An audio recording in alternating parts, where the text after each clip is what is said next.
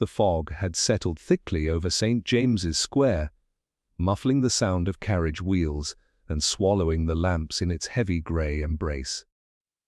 In the cold drawing-room of the Foreign Office residence, Lady Ashcombe stood quite still. Her white-gloved hands pressed tightly together as if sheer force of will might prevent the dreadful truth from solidifying. Sir Julian Frayne, distinguished diplomat, trusted envoy to 3 governments, and her guest for the evening, had disappeared. Vanished in the very heart of London society. The evening had begun as any other. Sir Julian had arrived punctually at 8, immaculate in evening dress, his polished manner perfectly intact. He had been full of anecdotes about Parisian ministers, dropping hints of negotiations too delicate to put to paper. Dinner passed pleasantly enough.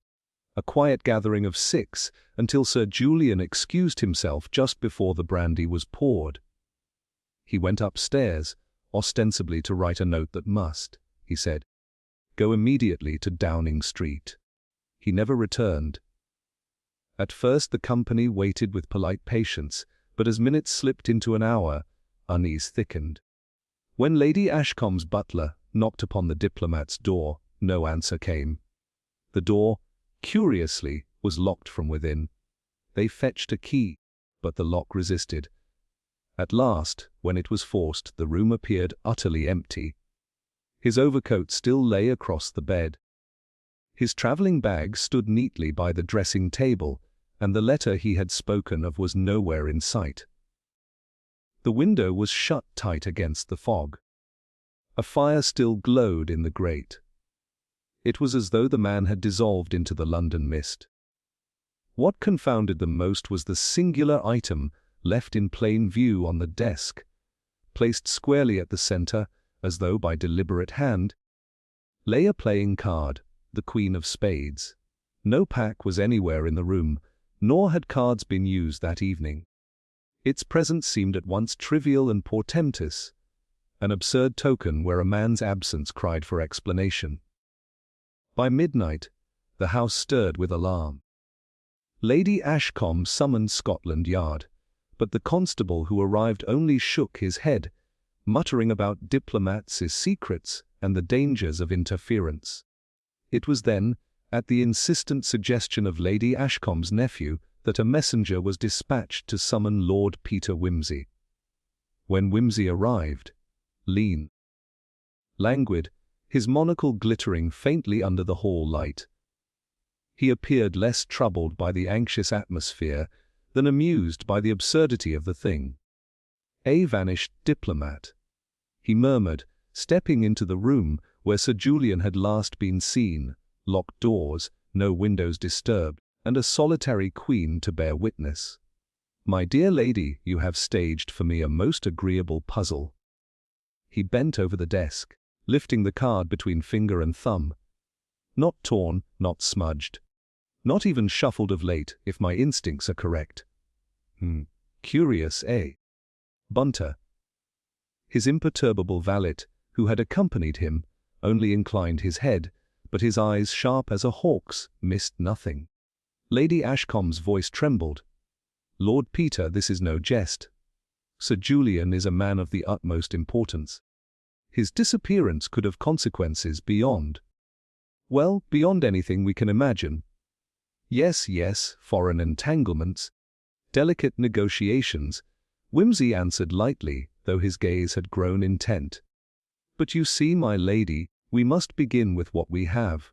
This locked room, this tidy fireplace, and this charming lady of spades. Tell me, had Sir Julian enemies among your company tonight?" "There were only the 6 of us," she replied, faltering slightly. "My nephew Charles, the Bishop of Weymouth, Lady Prendergast, Conall Willoughby, and myself. None could possibly wish Sir Julian harm, quite so. Yet he disappears, leaving his things behind, and only a card as his calling, or rather, his farewell. Might one of you have placed it here after his departure? I wonder." The notion sent a murmur through the gathering. The colonel protested hotly, the bishop muttered prayers, Lady Prendergast declared the suggestion monstrous. Unperturbed, Whimsy moved to the fireplace, studying the ashes with careful eyes. "Burnt paper," he said softly, sifting with the poker. "Yes, but too thoroughly consumed to leave much. Still, look here, Bunter. Bring your lens." Among the ashes lay the faint trace of a red seal, half a corner only, its impression blurred but distinct. A letter had been burned hastily, perhaps the very note Sir Julian intended for Downing Street. If our diplomat destroyed his own message, Whimsy mused aloud, why and how, having destroyed it, did he himself vanish into the ether? Unless, well, we mustn't jump to conclusions. He turned suddenly to the window, tested the latch, peered into the fog outside. The sill bore no trace of soil or disturbance. The room remained, to all appearances, an airtight chamber. What remained, then, was the locked door. Whimsy examined the keyhole, noting faint scratches along the brass.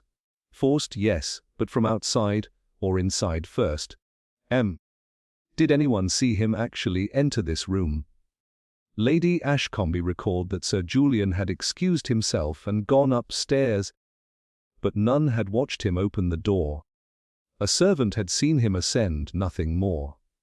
Then we cannot be certain he ever entered at all, Whimsy murmured. And yet his coat, his bag. Ah, the bag! He stooped over the travelling case, lifting it carefully. Packed for a journey, but incomplete. A man intending to depart would hardly leave his overcoat behind in this weather. Therefore, he meant to return. Unless, of course, he had other arrangements. The company exchanged uneasy glances. "The Queen of Spades," Whimsy said, thoughtfully turning the card over. "Traditionally, she carries a sinister reputation.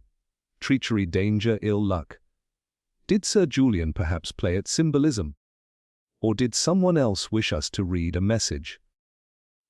As he spoke, Bunter gave a discreet cough, holding up something he had retrieved from beneath the bed. A small scrap of fabric, black silk embroidered faintly with gold thread, as though torn from some garment. Lady Ashcombe gasped. "That is not Sir Julian's!" "No," Whimsy agreed. "But it may belong to whoever left this card." The clock struck 1. The fog outside pressed heavier against the windows, and the house seemed to hold its breath. Somewhere between the locked door, the ashes in the grate, and the solitary queen on the desk lay the riddle of Sir Julian Frayne's disappearance. And Whimsy, smiling faintly, promised himself he would untangle it, even if the solution proved as dangerous as the card forewarned. Lord Peter Whimsy leaned back against the mantel, his head tilted like a bird listening to faint music. The household stood tense, clustered near the doorway, waiting for the pronouncement that would make sense of the impossible. Yet he gave them none, only a low chuckle as his gaze flicked from the card to the scorched fragments in the grate. Scotland Yard had sent a second officer by now. An Inspector Granger, thick-set, methodical, and already impatient with what he deemed aristocratic eccentricity. He strode into the chamber, cast a perfunctory glance about, and declared with the confidence of habit, clearly, Sir Julian stepped out by some other means, perhaps down the servants' stairs. A grown man cannot simply vanish into smoke. We'll circulate his description and check the ports in the morning. Whimsy's smile grew faintly ironic. Ports, Inspector. You picture our diplomat sneaking away to Dover in evening dress and no overcoat. Admirably hardy of him, don't you think? Granger bristled but said nothing. He bent to note the position of the desk, the neatness of the bed, the absence of footprints by the window. His routine measurements and remarks were entered in a notebook. To the anxious party, he seemed decisive. To Whimsy, he seemed blind. Curious, isn't it? Whimsy said softly to Bunter, though not so softly that the others failed to hear. that a gentleman who meant to leave in a hurry should leave so very little disordered. One expects a misplaced cufflink, a chair pulled out hastily, a drawer half shut. Yet here, everything stands in perfect order. Almost too perfect, eh? Granger snorted. Some men are neat, Lord Peter. Neat? Yes. But deliberate neatness smells of stagecraft. Wimsey's monocle flashed as he bent again toward the desk. This card, for instance, placed squarely in the center. Not fallen, not slipped from a pocket, but set, exquisitely arranged, as one sets a flower in a vase. The company shifted uneasily. Lady Prendergast fanned herself, though the air was chill. Colonel Willoughby tugged at his moustache. "Tell me, madam." Wimsey turned suddenly toward Lady Prendergast. When Sir Julian excused himself, how did he seem? At ease? Distracted? Irritated? She blinked rapidly. Why, calm, I should say.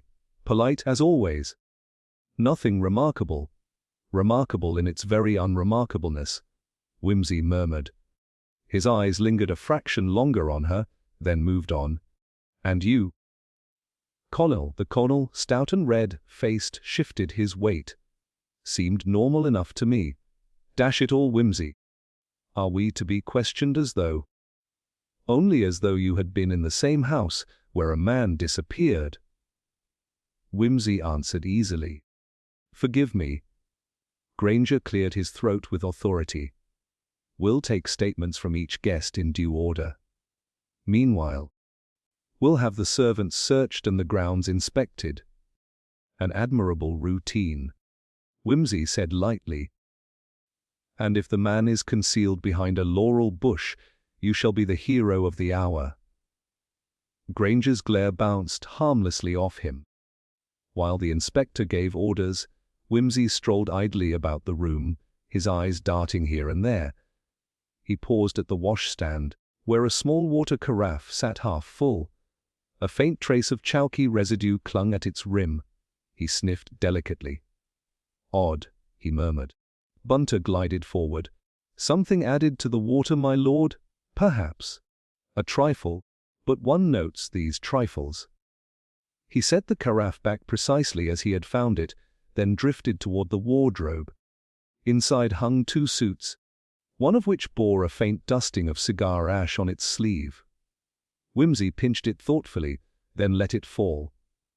When he turned again, his eye caught the scrap of black silk Bunter had discovered earlier. He held it against the lamplight. Gold thread, twisted into a pattern, perhaps part of a monogram. Not enough to decipher, but suggestive of luxury. He turned his gaze back toward Lady Prendergast, whose gown glittered faintly at the cuffs with golden embroidery. Her eyes, meeting his, flickered just a moment before she lowered them. Pray forgive my staring, Lady Prendergast, Wimsey said with a little bow. But one's mind plays tricks, you know, when confronted with stray fragments. She colored faintly, yet said nothing. Granger, oblivious, was questioning the butler about bolts and locks. Wimsey tuned him out, his attention fixed on the silent exchange he had just observed. He tucked the fabric into his pocket without comment. At that moment, Lady Ashcombe's nephew, Charles, burst out suddenly. "This is intolerable! To keep us standing here while you peer at playing cards and scraps of cloth. When a man's life may hang in the balance!" Quite so, Wimsey agreed, his tone unruffled. And in the pursuit of that life, we must weigh every crumb. Considerably, if Sir Julian walked out voluntarily, he chose to leave behind every article that proved his identity. Coat, bag, letter. Yet he left one thing most insistently a symbol. That suggests communication, not escape. The bishop muttered, the Queen of Spades, an ill omen. Or an accusation, Wimsey said, his gaze flicking once more to Lady Prendergast. But we cannot be sure yet. For now, Inspector, may I suggest you examine the ashes more closely? There may be enough of the seal to trace its origin. Diplomats are fond of their devices, and this one looks official." Granger grunted assent, signaling for a constable to collect the debris. Wimsey, meanwhile, let his eyes travel over the guests once more. The colonel avoided his gaze. The bishop mopped his brow. Lady Prendergast toyed with her fan. Charles paced in agitation, each in his or her way, wore the guilt of concealment, though of what, he had not yet decided. What pricked his curiosity most, however, was the sheer absence of struggle. No chair overturned, no papers scattered. Sir Julian had either left willingly or been enticed into leaving, under conditions so agreeable he raised no alarm. That implied trust or deception. As the clock struck 2, Wimsey straightened, his voice crisp. "Inspector, your men will find nothing in the garden." Sir Julian did not go by the window or by the servants' stairs. "The answer lies here, within these walls. I should like to speak to each guest privately, if Lady Ashcombe will permit." The lady, pale and wary, nodded her consent. Wimsey smiled faintly, almost kindly, and added, "For the truth, you see, is never in the locked door. It is always in the eyes of those who watched it close." The guests were dispersed one by one into the smaller, withdrawing room across the landing. A place lined with sober portraits of Ashcombe ancestors whose painted eyes seemed to watch the proceedings with disapproval.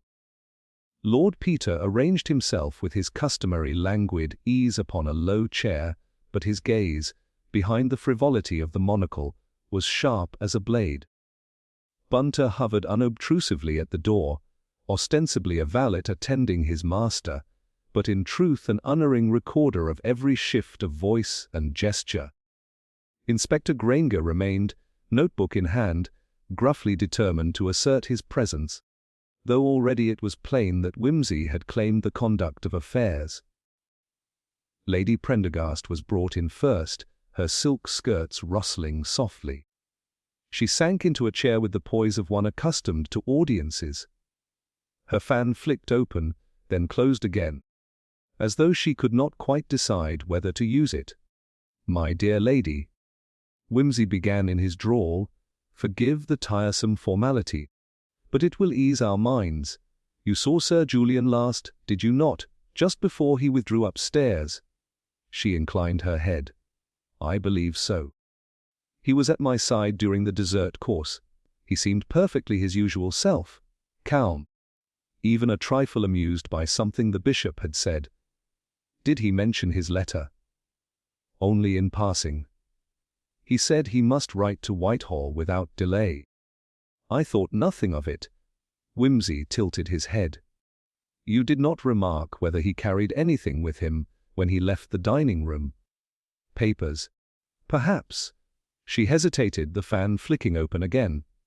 I do not think so. No, he had nothing in his hands." Bunter coughed softly, and Wimsey's eyes gleamed. "Curious." Lady Ashcombe recalled that he carried a small folded paper as he excused himself. "A trifle, perhaps." Memories are unreliable. Lady Prendergast's fingers tightened upon the ivory sticks of her fan. "Then I must have been mistaken," she said quickly, with a touch of annoyance. "Quite so. It happens to us all. Thank you, Lady Prendergast. One more thing, did you know Sir Julian well?" "Only socially. I have met him at receptions and once at the embassy in Paris." "He was affable." "Affable," Wimsey repeated lightly. "An excellent diplomatic quality." He dismissed her with a smile, yet his glance followed her retreating figure thoughtfully. Next came the colonel, bristling with indignation even before he sat down. "Dash it all, Wimsey, this is no way to treat guests. We're being held here like suspects in a penny thriller." "My dear Colonel, you flatter us," Wimsey returned cheerfully. "If only life always imitated literature so neatly. Now, your recollections, if you please." Willoughby grunted. "Sir Julian dined, joked, had his port. Nothing amiss. Then he went off. End of story. You are certain he seemed in good spirits?" As good as ever. Can't imagine him suddenly bolting. Man's as steady as they come. You saw nothing in his manner, agitation, preoccupation. No, confound it. The Colonel thumped the arm of his chair. He was the picture of composure. Excellent. Then how do you account for the letter burned in the grate upstairs? The Colonel started. Burned. A letter. I know nothing of it. Indeed. Yet you spoke just now of port. Our hostess assures us Sir Julian excused himself before the port was served. The Colonel blinked. Did he? Well, perhaps I misremember. It was late, I'd had a glass or two. Of course. Whimsy soothed. One never recalls the order of courses exactly. Thank you, Colonel. When the soldier stomped out, Whimsy murmured to Bunter, contradictions, my dear fellow. A banquet of them. The bishop entered next, pale and perspiring, his hands wringing his handkerchief. A dreadful affair, my lord. Dreadful. I scarcely know what to say. Say only what you observed, my lord bishop. Whimsy urged kindly. I thought Sir Julian troubled. Yes. I recall now. He seemed preoccupied even during grace. His eyes wandered, and he tapped his fingers against the tablecloth. I feared he bore some spiritual burden. A most acute observation, Whimsy murmured. Did he speak to you of it? Alas, no. I wish he had. Perhaps I might have offered counsel. Instead. Oh, dreadful! He is gone. Gone, indeed. And yet, you see, Lady Prendergast thought him calm and untroubled. The Colonel, cheerful as ever. But you? You alone perceived anxiety. The bishop dabbed his forehead. Perhaps I exaggerate. It is my habit to see unrest where there is only digestion. I may have been mistaken. Perhaps, Whimsy said gravely. Or perhaps you noticed what others ignored. Thank you, my lord. The bishop tottered out, visibly relieved to escape. Charles was brought in last. Tall and restless, his brow furrowed with impatience. Is this necessary? He demanded. You're wasting precious time. Time is precisely what we measure here. Whimsy replied. Tell me. What did you see of Sir Julian that evening? Very little. He spoke to me briefly before dinner about some trifling point of politics. Then he talked chiefly with Lady Prendergast.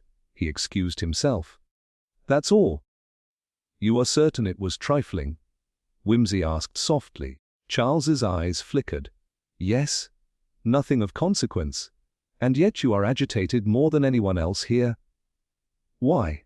Because, dash it, my aunt's house is disgraced! A man vanishes under our roof. What will society say? What will the papers make of it? Indeed. What? Indeed. Whimsy leaned forward, his gaze narrowing. And yet? It is odd. You told Lady Ashcombe earlier that Sir Julian had confided in you about a note for Downing Street. Now you say you knew nothing of consequence. Which is it, my dear fellow? Charles flushed. Well, perhaps I misunderstood him. He spoke vaguely, you see. I did not press him. Understandable, Whimsy said smoothly. One never presses a diplomat. Thank you. When Charles had gone, Granger exhaled loudly. Contradictions, yes, but what of it? People misremember dinners, confuse courses, forget words. It proves nothing. On the contrary, Whimsy murmured, it proves everything, once we know how to read it. One swears Sir Julian was calm.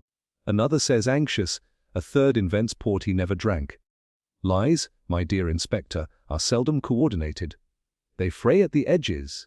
He rose, stretching lightly, as though the weight of mystery were no more than a passing amusement. Yet his eyes, sharp behind the monocle, betrayed the quickening of the hunt. Somebody here knows more than they confess. Somebody has set a card upon the desk, as neatly as one sets a trap. And before the night is out, I intend to know who, and why. The long case clock in the hall struck 3. its somber chime echoing through the corridors like a reminder that time itself was slipping away as silently as Sir Julian had. The guests, weary yet restless, were gathered in a strained vigil downstairs, while Whimsy lingered with Bunter and Granger in the diplomat's room.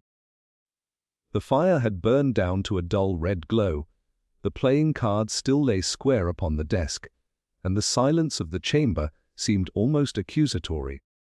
"Motive, my dear Inspector," Whimsy said at last, tapping the edge of the Queen of Spades against his chin. "We have scraps of contradiction aplenty, but without motive they are mere shadows." Granger grunted. "Motive? That's your fancy way of saying someone disliked the fellow. What then? Diplomats have 100 enemies." "True," Whimsy replied amiably, "but not all of them were dining here tonight. Let us consider Lady Prendergast. Elegant, evasive, and, if one is to trust Bunter's eye, in possession of a gown from which our fragment of silk may have strayed. Why should she wish harm to Sir Julian?" Bunter cleared his throat softly. "If I might mention, my lord, Lady Prendergast's maid is reputed to gossip freely below stairs. I happened to overhear a whisper earlier this evening. The lady's husband, heavily in debt from gaming, has lately relied on certain foreign investments. Investments which, if rumor speaks true, Sir Julian had advised against most strenuously." "Capital Bunter," Whimsy exclaimed. "There we have a motive of finance, fear of exposure, or ruin. One does not relish the thought of bankruptcy displayed before the House of Lords." Granger sniffed. "A stretch. She'd hardly burn letters in a diplomat's grate over stocks and bonds." "Perhaps not. But desperation makes dramatists of us all." Whimsy let the card fall back upon the desk and turned his gaze toward the door. Now the colonel, a bluff soldier, apparently incapable of subtlety. Yet his memory stumbles, insisting on a glass of port Sir Julian never touched. Why invent such a detail? "Carelessness," Granger said flatly. "Or convenience," Whimsy countered. "Consider. If Sir Julian disappeared before the port, then the colonel, who claimed to drink with him, offers himself an alibi that cannot exist. Which means, my dear Inspector, that the colonel was keen to place himself elsewhere at the very moment our man vanished." Granger's brows drew together. "Alibis are the yard's business. We'll check it in due time." Whimsy only smiled. "Doe. But let us not overlook the bishop. His account was almost too pious. He alone saw Sir Julian's unease, though none of the others noticed it. Perhaps he was right. Or perhaps, by painting a portrait of anxiety, he hoped to suggest voluntary flight, a disappearance prompted by nerves, rather than the bishop's own involvement." "Why should a bishop involve himself in such matters?" Granger muttered. "Why indeed? But bishops are not exempt from human passions. Nor are they beyond the reach of scandal. Suppose Sir Julian knew of some indiscretion, a financial misstep, or worse. Would the good man not tremble to have it exposed?" The inspector shifted uneasily, but said nothing. "And then," Whimsy concluded, his voice dropping, "we come to young Charles. Too vehement by half. Anxious above all for the household's reputation, as though a stain upon its honor were more dreadful than the fate of a vanished man. He confessed Sir Julian spoke to him of politics, then denied it. A contradiction more telling than the colonel's port. Why lie unless he had cause to suppress what Sir Julian truly confided?" Bunter, silent until now, observed, "He inherits heavily from Lady Ashcombe, my lord. If Sir Julian had entanglements with her estate, or if his disappearance shields Charles from some disadvantageous alliance." "Excellent, Bunter," Whimsy murmured. "So we have 4 threads: money, reputation, scandal, and inheritance. Each might serve as motive, yet which explains the card, the burned letter, And the locked room. None alone. That is the riddle. Granger slammed his notebook shut. A riddle indeed. You weave motives out of cobwebs, Lord Peter. Until we have hard evidence. Hard evidence, Inspector, lies in plain sight. Only we must teach ourselves how to look at it. Whimsy straightened suddenly, his languor giving way to intent energy. Bring the guests back. If you please.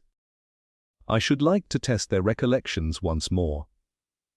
The household gathered again in the drawing-room, their faces pale in the lamplight. Lady Ashcombe presided in silence, her composure stretched thin. Whimsy stood by the hearth, hands in pockets, monocle glinting like a small cold flame. My friends, he said lightly, we are all troubled by Sir Julian's disappearance. Yet what troubles me more is the curious manner in which memory plays us false. For instance, some recall him calm, others anxious. Some swear he carried a letter, others deny it. Our Colonel even remembers drinking port with him. Though Sir Julian was gone before the decanter reached the table, such discrepancies may be innocent, or they may not. The Colonel's face darkened. Are you accusing me of lying, sir? Not lying, perhaps, Whimsy returned severely, but embroidering. And embroidery, you know, has a way of leaving loose threads. He drew from his pocket the scrap of silk with gold stitching. Like this one. Lady Prendergast's fan slipped from her fingers. For a fraction of a second she froze, then bent swiftly to retrieve it. Her composure intact again, Whimsy's gaze passed over her without comment, turning instead to Charles. And you, my dear fellow? Spoke with Sir Julian before dinner. You first insisted his remarks were trifling, then admitted he mentioned a note for Whitehall. Which story do you hold to now? Charles flushed angrily.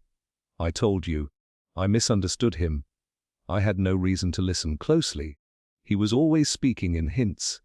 Hints, Whimsy echoed. Yes, diplomats do enjoy hints.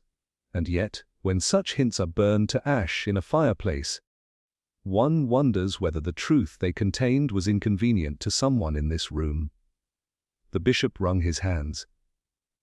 We are being unjustly tormented. My lord, surely Sir Julian left of his own accord. A man may seek solitude, may he not? In evening dress, without his coat, leaving behind his bag? Whimsy asked, his tone suddenly hard. No, my lord bishop, he did not leave willingly. He was lured or taken. And until we know why, each of you remains tangled in this web of motives. The silence that followed was thick, the only sound the faint crackle of the dying fire. Every face bore its own shadow of guilt, fear or anger. Lady Prendergast's eyes glittered with defiance. The Colonel bristled like a cornered dog, Charles shifted restlessly, and the bishop's lips moved in silent prayer. Whimsy allowed the silence to stretch, then spoke more softly. One of you arranged this neat trick of vanishing. One of you placed the Queen of Spades, like a signature. And one of you knows where Sir Julian is now. I do not yet know which, but I shall. He turned back to the hearth, his profile sharp in the lamplight. The web of motives lay before him, threads overlapping and twisting, none complete, yet together forming a pattern he was just beginning to discern. And somewhere at its center, hidden but waiting, lay the truth of the vanished diplomat. The fire in the drawing-room had burned down to a bed of embers, and the guests, though wary, were too restless to seek their chambers.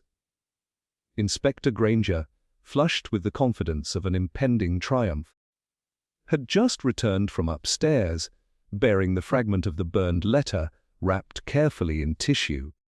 He laid it upon the table as though producing a winning card in a game. There, he declared, stabbing a thick finger at the faint impression of a seal. The crest is clear enough to my eye. Foreign Office, no doubt. Our man burned his own dispatch before bolting. Classic case, nerves, perhaps blackmail. He's gone of his own accord, mark me. We'll have his name circulated by morning, and within a day he'll be spotted at Dover or Calais." The bishop exhaled in relief. Lady Prendergast murmured something about poor man's indiscretion. Charles muttered agreement, seizing on the explanation as though it might banish the shadow from his aunt's house. Even Lady Ashcombe, exhausted and pale, seemed momentarily reassured. Wimsey, however, only lounged deeper into his chair, the monocle glittering with a light too amused for the inspector's satisfaction. "My dear Granger, you have given us a most delightful ending to our evening. A vanished diplomat, reduced to a runaway clerk with a guilty conscience. Almost too neat, wouldn't you say?" Granger bristled. "The facts speak for themselves." "Ah, but do they?" "The facts whisper, my dear Inspector. They never shout unless someone is prompting them." Wimsey lifted the fragment delicately. "Observe, the seal, yes, Foreign Office. But see the edges. Burnt too uniformly, as though the flame were coaxed, not panicked. A man destroying a letter in haste leaves ragged edges, half-charred paper. Not this deliberate neatness. Whoever burned this wished us to notice the seal, and draw the very conclusion you so ably presented." The bishop's brow furrowed. "You mean it was staged?" "Precisely. Our missing knight of diplomacy may have been forced to write something, or his words were intercepted, destroyed, and replaced with this false relic to mislead us." Wimsey let the ash fall back. "Either way, Sir Julian did not slip away into the fog like a guilty schoolboy." Lady Prendergast snapped her fan shut with a little crack. "Then what do you suggest, Lord Peter?" "That one of us spirited him out of a locked room before our very eyes." "Surely you cannot mean—" "My dear lady, I mean nothing, yet. I merely suggest that the play has not ended with one act." Granger scowled. "Play acting or not, the Yard will file its report. Man vanishes, likely voluntary, investigation pending. That's the official line. If you choose to pursue phantoms, that's your affair. Phantoms are sometimes solid flesh," Wimsey replied softly. His gaze drifted across the assembled faces. Charles, fidgeting by the mantel, avoided his eye. The colonel grunted, plainly relieved by Granger's explanation. Lady Prendergast's lips were tight, her composure brittle. Only Lady Ashcombe remained silent, her eyes hollow with worry. Wimsey rose suddenly, all indolence dropped. "Very well. If Sir Julian walked out willingly, he must have passed the servants' quarters, the kitchen, the stables. Let us hear if anyone saw him." Granger grumbled but sent for the staff. One by one they were questioned. Not a soul had seen Sir Julian after he mounted the stairs. The footman swore the side door remained bolted, the maids declared no window opened, the cook, cross at being dragged from bed, insisted no stranger crossed the kitchen. The evidence, such as it was, mocked the inspector's neat theory. Yet still, Granger clung to it. He slipped out. "Servants are careless, it happens." "Indeed it does," Wimsey said lightly. "And yet, curiously, Sir Julian's overcoat, gloves, and bag remain here. If he meant to leave, he chose the most inconvenient conditions possible. Unless he was taken from this house against his will." The words hung in the air like a tolling bell. Lady Ashcombe shuddered. The colonel swore under his breath. It was then that Bunter, who had been silent, cleared his throat with significance. "If I may, my lord, while searching the corridor outside Sir Julian's chamber, I observed something overlooked. A smear upon the wainscoting, just at the height of a man's shoulder. It had the look of chalk or powder." "Powder?" Wimsey's eyes gleamed. "Show us." They trooped upstairs again, wary but compelled, and there indeed upon the dark wood panel ran a faint streak of pale dust, as though brushed by a garment. Whimsy touched it, rubbed the residue between finger and thumb, then sniffed delicately. Not chalk. French face powder, I should say. Ladies' sort. And not the brand Lady Ashcombe favors, for I happened to notice her dressing table earlier. Interesting. Very interesting. His gaze flicked toward Lady Prendergast, whose eyes flashed in indignation. "Are you suggesting?" she began. "Suggesting nothing," Whimsy said smoothly, "only observing. Powder upon the wall, fabric beneath the bed, a card upon the desk. The room tells its tale. But the tale has been carefully edited." Granger, impatient, barked, "We're chasing trifles!" "The man's gone." "That's fact enough." Whimsy regarded him almost kindly. "Yes, Inspector. Gone indeed. But facts, you know, have a way of turning about like weathercocks. What points east today may point west tomorrow." They descended once more. The guests, now visibly frayed, pressed for release, but Lady Ashcombe, firm despite her wariness, insisted none should leave until morning. Whimsy, with a slight bow, seconded her.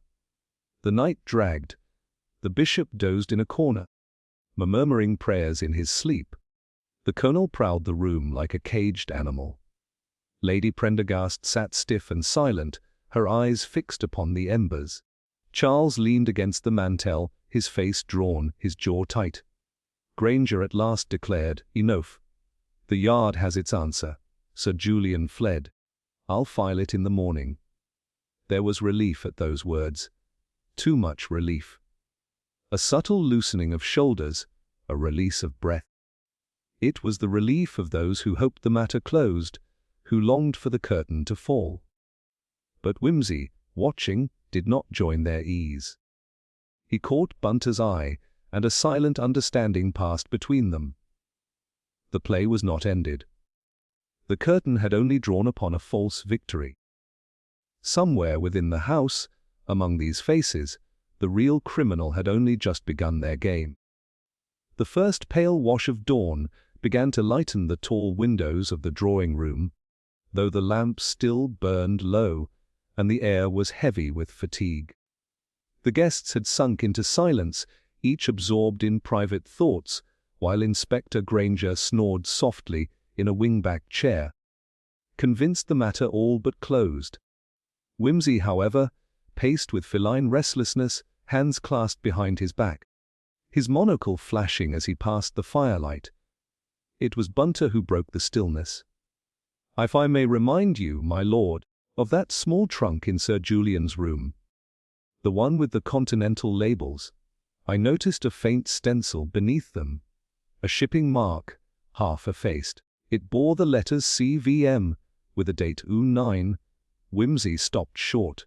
"By Jove, Bunter, that stirs an echo. CVM? Yes, I recall. The Corvinus mission, Vienna, 1909.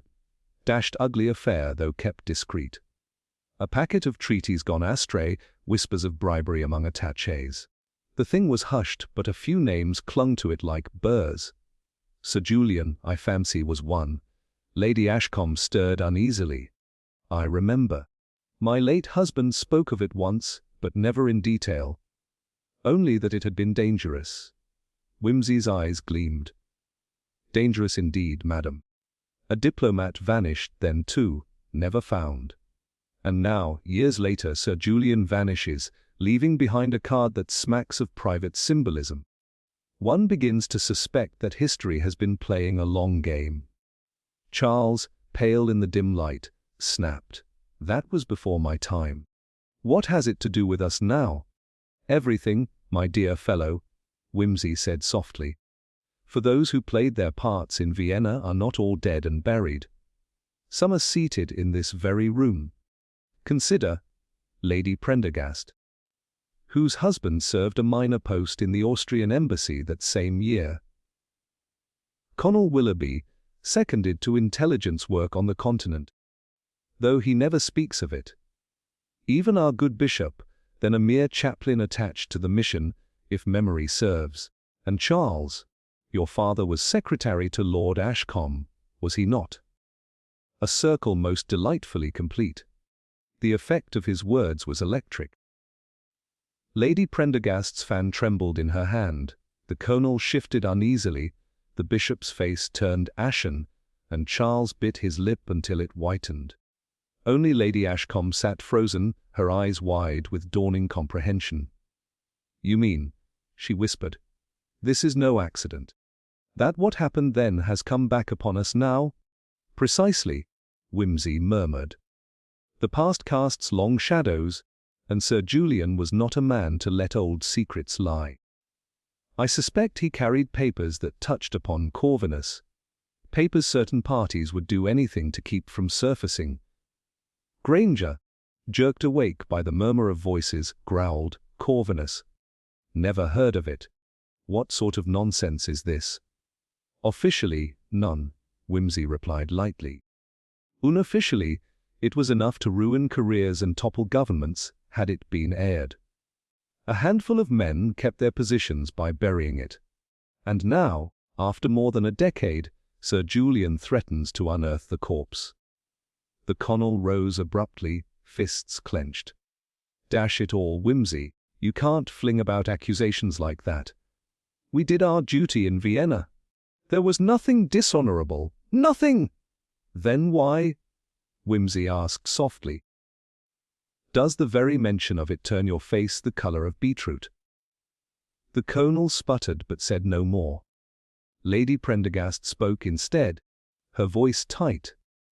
"If Sir Julian threatened to rake over old scandals, it was folly. No good can come of it. But that does not mean—" She broke off suddenly, biting her lip. "Does not mean someone silenced him." Wimsey finished smoothly. "No, of course not. Yet we have now a motive more powerful than money or reputation. Fear, my dear lady. The fear that what was buried in '09 might yet see daylight." The bishop raised a trembling hand. "It is true, I was there. There were whispers. Documents misplaced, an attaché accused, though wrongly. A duel nearly fought. It was dreadful. But Sir Julian had nothing to do with it, surely?" "On the contrary," Wimsey said. "He was the one man who knew precisely what had been concealed. He carried the memory of it like a loaded pistol.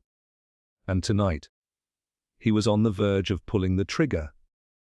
Charles spoke with sudden bitterness. "So you think one of us struck first?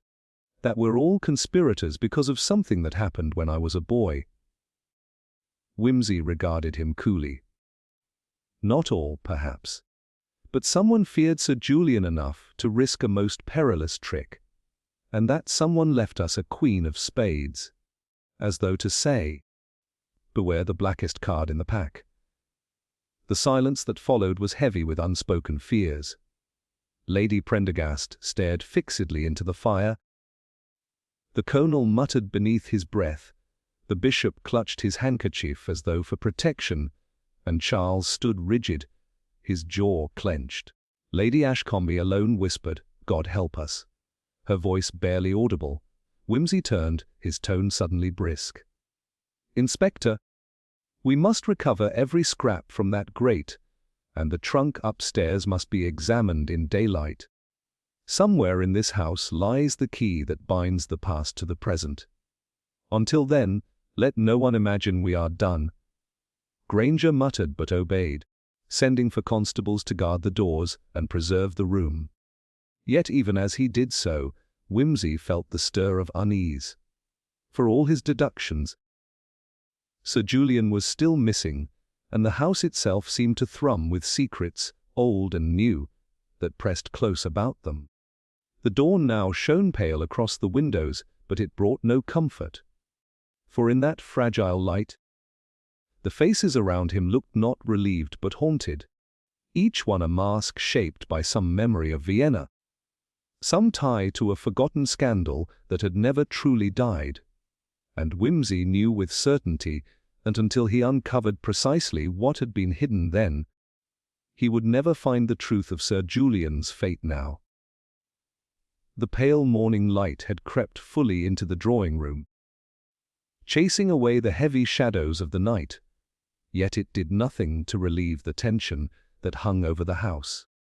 Lady Ashcombe's guests sat scattered about like wary chess pieces awaiting their next move, and Whimsy, strolling between them with a deceptive air of idleness, seemed the only one fully awake. Inspector Granger had retreated to a corner, stubbornly unconvinced that anything more remained to be discovered. But Whimsy's eyes glittered with a mischievous purpose, as though he had decided the time had come for a less orthodox maneuver. "Ladies and gentlemen," he said at last, breaking the silence, "we have spent the night chasing shadows, each darker than the last. Allow me, then, to strike a match and see what leaps in the light. Suppose we revisit Sir Julian's room. Not for dust and ashes. Our dear inspector has had his fill of those. But for something rather more human." The colonel grumbled, but the party followed him once again upstairs, drawn by the force of his curiosity. The chamber, still guarded by constables, was as they had left it. The desk littered with ash, the Queen of Spades staring upward, the bed unruffled, as though mocking their ignorance. Whimsy went first to the desk and, with deliberate care, set out a clean sheet of paper, an inkstand and a pen. He then turned to the assembled group, his expression one of lazy amusement. Sir Julian, you see, was a man of very distinct hand. I had the privilege of receiving a note from him not a month ago, in which he invited me to some wearisome committee luncheon. Bold, upright strokes, uncompromisingly neat. Now, here is my little experiment. I should like each of you in turn to write upon this paper the words for Downing Street, confidential. It is a trifling phrase, yet one Sir Julian might well have used. Granger frowned. What sort of nonsense is this? Not nonsense, Inspector, Whimsy replied smoothly. Merely a parlor trick of psychology. People, when asked to imitate, reveal more of themselves than they intend.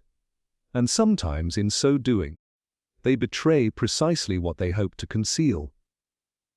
There was a murmur of protest, but Lady Ashcombe, her dignity unbroken though her face was drawn, said quietly, "My Lord Peter, if there is even a chance of discovering the truth, we must not shrink from it."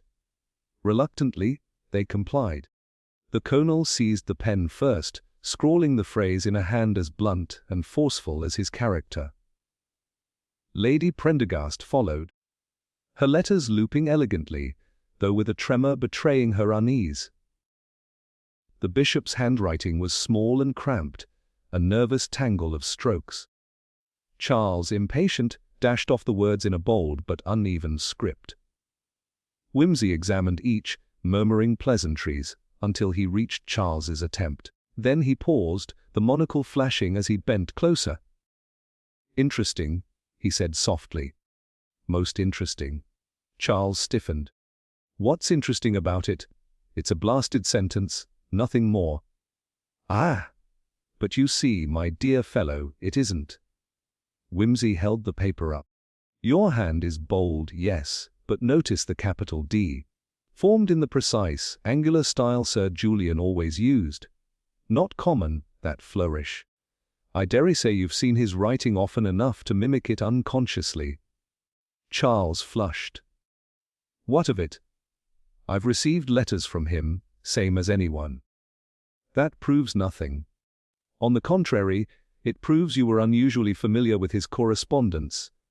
Whimsy replied lightly. "So familiar, in fact, that when Sir Julian's last letter was destroyed, you might have been capable of forging another in its place. A clever trick, had it succeeded." The words landed like a stone in still water. Lady Prendergast gasped softly, the colonel swore, and the bishop clasped his hands as though in prayer. Charles's eyes burned with sudden anger. "Are you accusing me, Whimsy? Is this another of your damned drawing-room entertainments?" "Accusing? Never," Whimsy said pleasantly. "Merely observing. You see, forgery requires more than a steady hand. It demands motive. And that, too, you possess. For if Sir Julian intended to expose certain old scandals, the name of Ashcombe would not have escaped untarnished. Your inheritance, your very future, might have been imperiled. Charles opened his mouth to retort, then shut it again. His face, pale and strained, betrayed more than words could. Lady Ashcombe rose suddenly, her voice trembling but firm. Enough.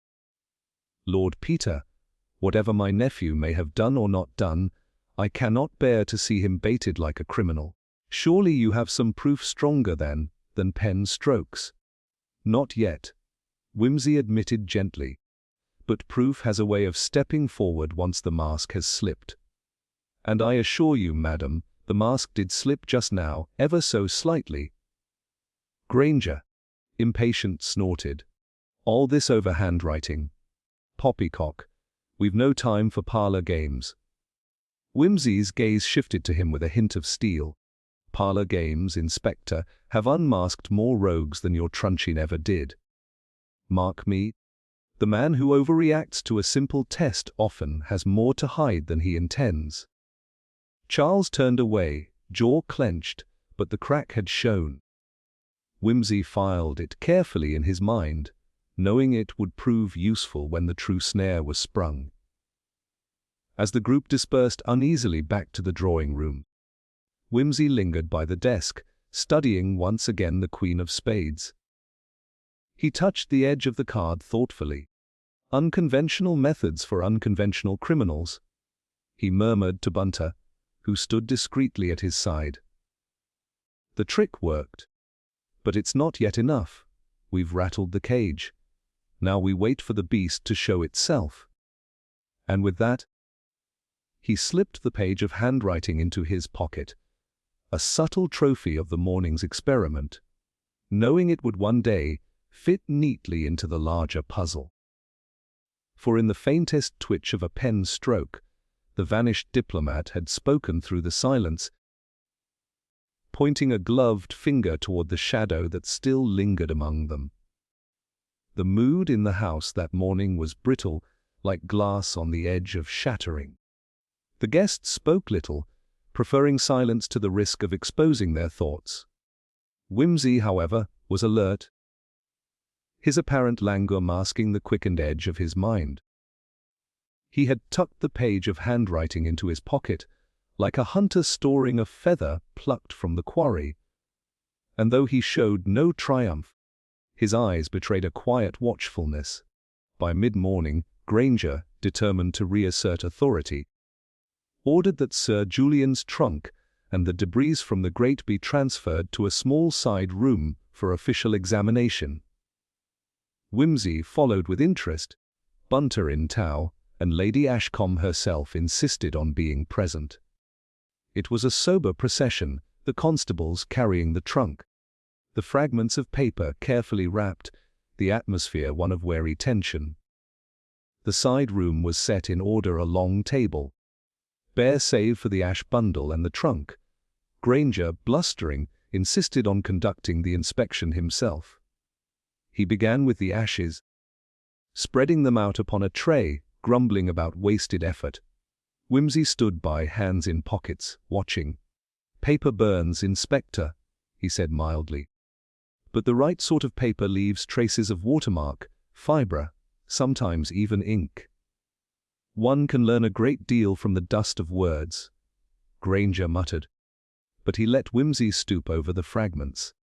The faintest traces of writing, half a phrase here, a curve of a letter there, showed through the charred remnants. Wimsey's brows lifted. "Look here, Bunter. Not English type. This is French script. Curious, is it not, for a Foreign Office letter? Unless, of course, it was not Sir Julian's hand at all." The revelation sent a stir through the room.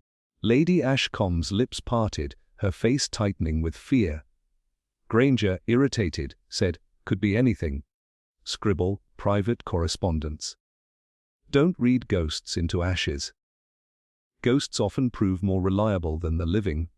Wimsey replied lightly. He began to gather the fragments into an envelope when the commotion broke out.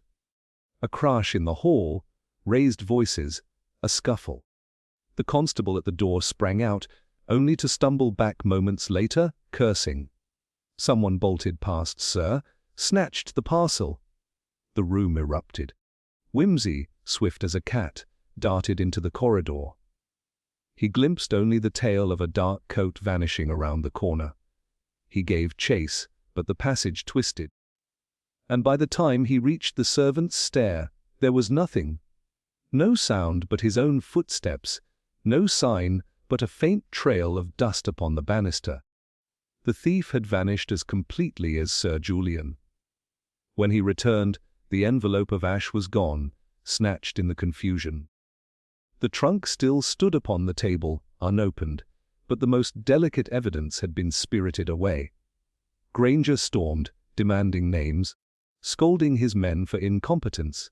Lady Ashcombe looked stricken, her hands pressed tightly together. An inside job, Whimsy said calmly, when the uproar had subsided. Someone here knew exactly what was dangerous in those ashes, and took the risk of seizing it under our noses. Someone. Granger growled. Which one of this pack of liars was it? That, said Whimsy, is the question. But note, Inspector, the boldness of it. Not a servant's trick, too dangerous, too visible. This was the work of one who knew desperation and had no time left for subtlety. He turned his gaze across the faces gathered in the room. The colonel's jaw was set like stone, Lady Prendergast's fan trembled though her hand was steady, the bishop mopped his brow furiously, and Charles avoided Whimsy's eye altogether. Each looked guilty in some degree, but none showed the panting relief of the thief escaped. It was then that Bunter, precise as always, murmured at Whimsy's ear. My lord. The envelope was sealed with one of our own wax wafers. I noticed it when you lifted it from the tray. Someone here must have taken the precaution of palming it earlier, knowing the chance might arise. Whimsy's smile was brief and sharp. Excellent, Bunter. Then we have not only a thief, but one who planned for theft before the opportunity presented itself. That narrows the field considerably. The trunk, when at last it was opened, yielded little, clothes neatly folded, a few toiletries, nothing of obvious significance. But to Whimsy, the absence was louder than presence. Too tidy, he murmured, as though a stage set arranged for us. Our thief is thorough. The guests were dismissed under guard to the drawing-room. The house now a cage. Trust had evaporated entirely. Even Lady Ashcombe, dignified though she remained, could no longer conceal the tremor of her hands. When Whimsy rejoined them, the atmosphere was taut. The bishop whispered prayers under his breath, Lady Prendergast sat rigid, eyes darting. Charles smoked furiously, and the colonel prowled with a soldier's restless impatience. Let us consider, Whimsy began, his tone deceptively conversational, what the disappearance of that evidence tells us. Not merely that someone is afraid, but that what Sir Julian knew, and what was written in that French hand, was dangerous enough to warrant outright theft. Therefore, our missing man's fate is tied not merely to present company, but to a secret desperate enough to be smothered twice. Once in Vienna, and once here, no one spoke. The silence was an admission in itself. Very well, Whimsy said cheerfully, though his eyes were cold. We are no longer playing whist with marked cards, but chess with vanishing pieces. Someone removes the very board as we play. Yet one thing remains constant. The thief has betrayed himself by the act. Desperation makes for untidy criminals. Charles stubbed out his cigarette violently. And what do you propose? Whimsy, that we sit here until the fellow slips up again. Precisely, Whimsy said with maddening serenity. And he will slip, my dear fellow. For he who steals once must steal again, until the last trace of danger is gone. We have only to wait for the second theft, and then we shall know the hand that reaches too often into the fire." The others shifted uneasily, some with fear, some with anger. Granger barked that his men would guard the house from cellar to attic, though he sounded more desperate than confident. But Whimsy knew the truth. The thief was not outside among the servants or constables. The thief was here, among them, watching with eyes that flickered like the flame in the grate, waiting for the next chance to erase the past. And Whimsy, smiling faintly, vowed that when that chance came, he would be ready. The house had settled into an uneasy rhythm. The servants moved like shadows, whispering in corners, while the guests sat stiffly in the drawing-room, reluctant to breathe too deeply lest the walls themselves betray them. Whimsy, for all his outward calm, felt the tension like a taut string ready to snap. He had just begun to reconstruct the timeline of Sir Julian's movements, attempting to map the labyrinth of old motives and vanished evidence, when a sudden, sharp cry cut through the morning's stillness. It came from the far wing, the corridor leading to the upper guest chambers. Whimsy was on his feet in a flash, Bunter at his heels, Granger and 2 constables stumbling behind in alarm. They reached the scene just in time to see Lady Prendergast staggering backward into the hallway, a crumpled piece of silk in her hand, her face as pale as the marble of the mantelpiece. It's Charles!" she gasped. "Hey, he's gone." Whimsy's brow furrowed.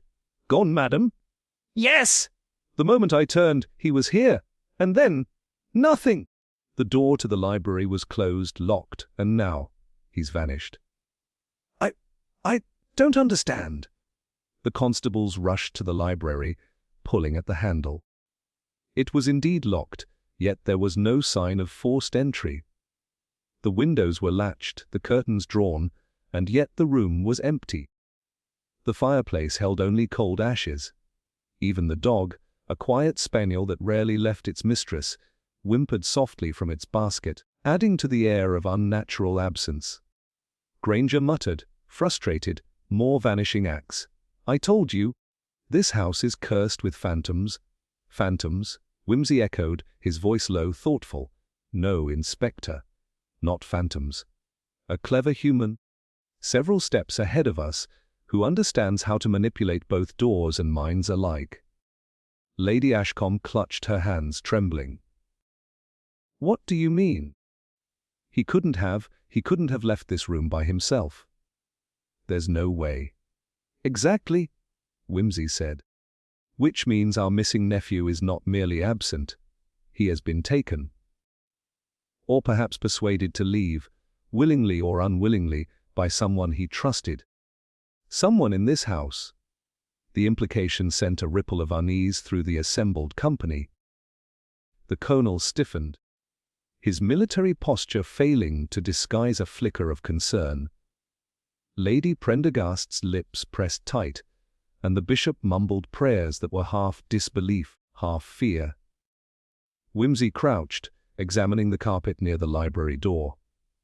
There were faint scuff marks in the thick weave, almost imperceptible, yet to him suggestive. "Look," he said softly to Bunter, "the way the rug is disturbed. Someone moved quickly, deliberately, not an accident. And the scuff indicates the lifting of a latch, perhaps with a hidden tool.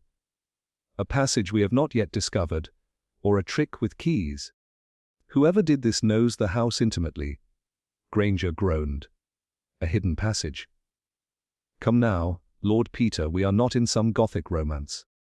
There are no secret doors." Whimsy's eyes twinkled. "You would be surprised what a house built to entertain diplomats can conceal. And who would know of such a passage, if not those who worked here years ago, or those connected to matters Sir Julian carried with him from Vienna?" Lady Ashcombe shuddered. "Are you suggesting someone old enough to remember that time is behind this?" "Precisely, madam," Whimsy said. "And someone desperate enough to risk exposure a second time. Consider, The first theft of the burned letter, the careful removal of the envelope. Those were warm-ups, rehearsals, and now the stakes have escalated. Granger, white-faced and muttering about incompetence, demanded that every guest be searched, every drawer and cabinet be locked down. Wimsey did not object, though he knew instinctively that the true culprit would not be found in ordinary inspection. This was a matter of psychology, of timing, of subtle observation. He turned to Bunter. "Fetch the French powder from the chamber. The trace on the wainscoting from last night. I suspect it may be relevant again. There is a scent to desperation, and we are not yet done with the scent of our thief." Bunter returned quickly, presenting the small box of powder. Wimsey uncapped it, examining the residue on his gloved fingers. The scent was faint, almost imperceptible, but combined with the scuff marks, the traces on the woodwork, and the missing letter, it painted a chilling picture. Someone had lured Charles away, confident that none would observe the signs of intervention. The colonel, growing impatient, muttered, "This is preposterous. The boy will turn up. Nothing more than a prank, I wager." "Prank," Wimsey repeated softly. "A prank that mirrors a vanished diplomat, with precise echoes of long-buried secrets? I think not. Observe the pattern first, the ash and the card, stolen and removed, now a young man, spirited from a locked room. The common element is clear. The manipulator is aware of our every move, and anticipates them before we act." Lady Prendergast's eyes darted nervously toward the door. "Then we are helpless." "Hardly," Wimsey said, rising, voice firm. "But we are to be vigilant. Someone is playing a dangerous game, and it requires that we watch for the smallest twitch, the faintest contradiction. One slip, and we will have both Sir Julian and the thief before us." At that moment, the faint sound of footsteps echoed from the corridor outside the drawing-room.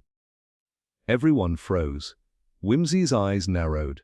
"They are testing us," he said softly. "The criminal is still in the house. The second act is underway. And this time, it will not be mere vanishing. It may be harm." Granger reached for the nearest candlestick, muttering curses under his breath. Lady Ashcombe sank into a chair pale, while Lady Prendergast's hand went to her throat, as though to steady her rapid breathing. Charles was gone, vanished from sight, but now, more than ever, Wimsey realized that the real danger was not only the lost diplomat, nor the stolen letter, nor the young man. It was the mind that orchestrated it all, several moves ahead, confident, patient, and cruelly deliberate. He closed his eyes briefly, gathering his thoughts. Every clue so far, the Queen of Spades, the burned letter, the vanished envelope, the traces of French powder, the scuff marks, the handwriting, each now took on a sharper significance. The past and present intertwined in a single, intricate design. And at the center, the villain still waited, hidden, controlling events with the calm assurance of one who believes discovery impossible. Wimsey opened his eyes, voice quiet but certain. "Prepare yourselves. This is no longer a search for evidence. It is a race against a mind more cunning than our own. And if we falter, the consequences may not be measured in words or paper alone." The house seemed to shiver at his declaration, and outside, the wind stirred the trees, casting long, quivering shadows through the windows. Somewhere in the corridors, the unseen hand moved, orchestrating the next twist in a deadly game. Wimsey, steady and poised, felt the pulse of the hunt tighten around him. The first crime had been only the opening gambit. Now the board was truly set, and he must act before the next piece fell, whether it was a life, a secret, or the very truth he sought. The house had fallen into an uneasy quiet by mid-afternoon. Yet the tension clung as heavily as the curtains drawn against the pale sunlight. Lady Ashcombe sat rigid in her chair, hands clasped tightly, eyes darting to the door with every creak of the floorboards. Granger, muttering complaints at the constraints imposed upon him, had stationed constables at every entryway. Whimsy, walking slowly among the assembled party, looked as though he strolled for leisure. But his mind was a whirlwind, piecing together threads from the night and morning, noting what the others had dismissed as trivial. It was Bunter who first noticed the tiny detail that made Whimsy pause. "My lord," he said softly, indicating the floor near the fireplace. "Look at the coal scuff. It is faint, yes, but consistently shaped. Almost deliberate." Whimsy crouched, inspecting the marks. The coals were scattered, as though disturbed by a foot, yet the impressions formed a subtle arc, repeating themselves across the hearth. He traced the line with his finger, eyes narrowing. "A pattern," he murmured. "A small, deliberate pattern left behind, not by accident but to signal something." The guests, watching him, exchanged puzzled glances. Lady Prendergast whispered, "Signal? To whom? Why?"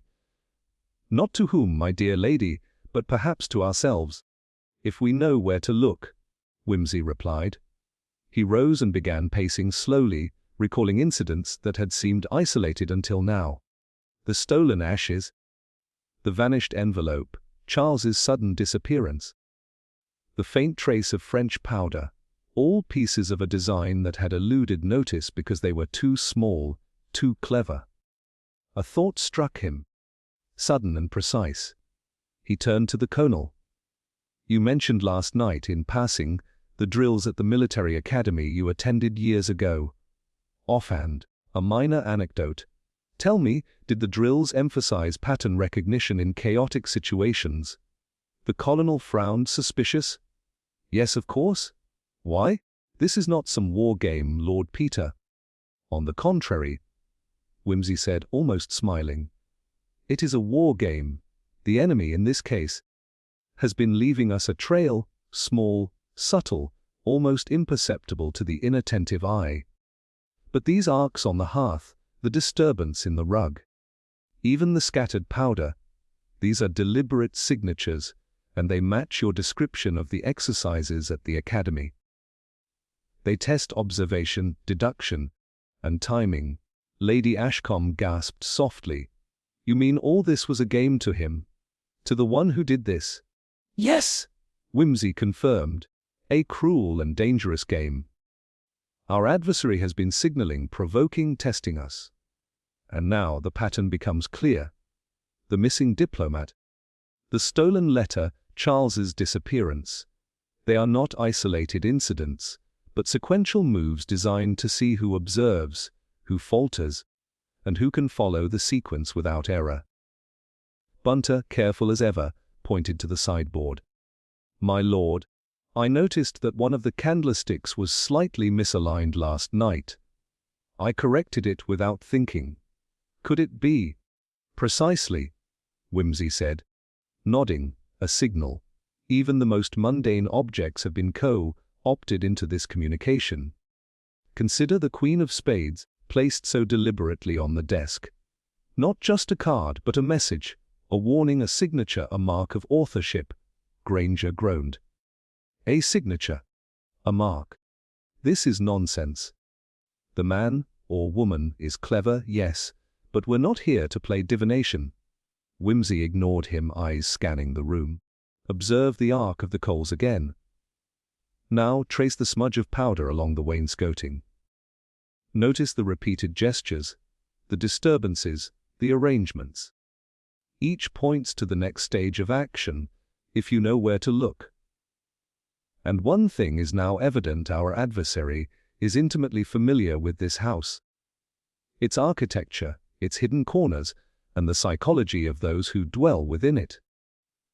Lady Prendergast, her hands trembling, whispered, "Then all of our movements have been watched, all of our reactions recorded." "Exactly," Whimsy said softly. "And that is why the previous attempts to solve the case failed. The game is not merely about the missing diplomat, nor the stolen evidence. It is about control, manipulation, and misdirection. And until we recognize the sequence, until we read the signals correctly, the villain remains several steps ahead. Charles, who had reappeared quietly in the corner, his face pale but determined, spoke suddenly. Then what do we do?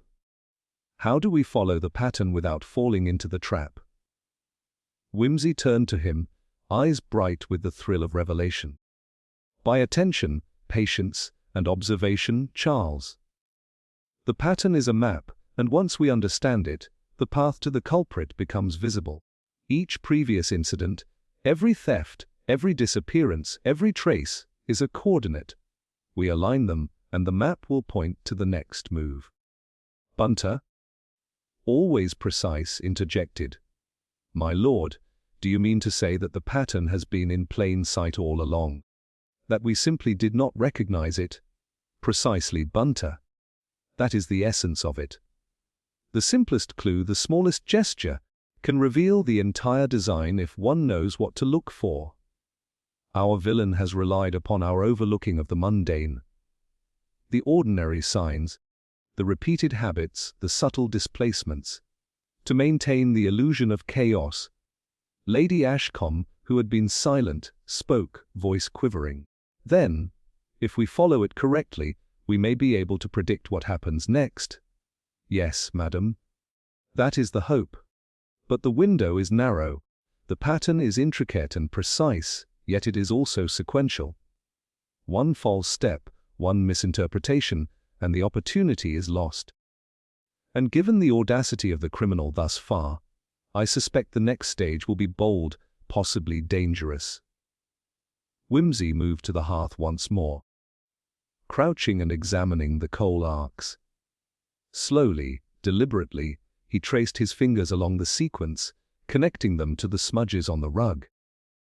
The placement of objects on the desk, even the slight distortions in the alignment of the furniture. Each connection formed a chain, invisible to the inattentive eye, but undeniable once recognized. There, he said finally, straightening.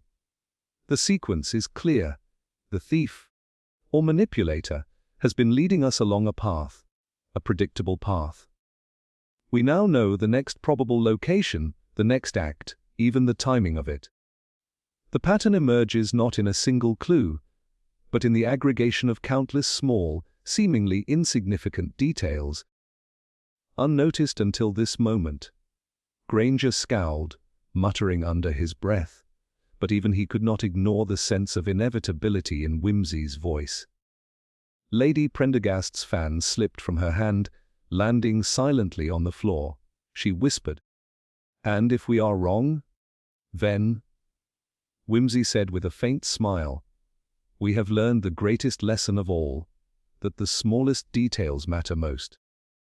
But if we are right—" He let the words linger, eyes scanning the faces of the assembled guests. "Then we have the opportunity not merely to observe, but to act. And the house will no longer belong to the shadow that haunts it." For the first time since the diplomat had vanished, since the ashes had been stolen, since Charles had disappeared, there was a glimmer of clarity. The pattern, hidden in plain sight, had been revealed. And with it, the first real hope of seizing control of a case that had seemed entirely beyond reach. Whimsy's gaze drifted to the faint marks on the floor, to the displaced candlestick, to the Queen of Spades still lying on the desk. Each was a signal, a step, a word in the language of the criminal. And as he followed them with careful attention, a sense of certainty took hold. The next move, long anticipated, would arrive soon. And when it did, they would be ready. The house had grown oppressively silent. The kind of stillness that magnifies every creak of the floorboards and every rustle of the curtains. Whimsy moved through the drawing room with deliberate slowness, eyes flicking to every face, every gesture, every twitch of muscle that might betray thought hidden too deep for words. Bunter followed close behind, careful not to miss the slightest nuance. Granger, muttering complaints about imagined conspiracies, was stationed near the door, but even he could feel the tension vibrating through the air. Wimsey's thoughts, however, were elsewhere.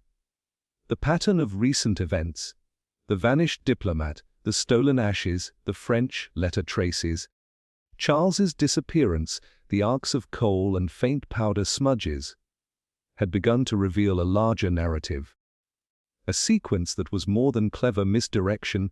It hinted at a motive so personal, so intricate, that money, power, and revenge were mere distractions, a smoke screen for something far darker.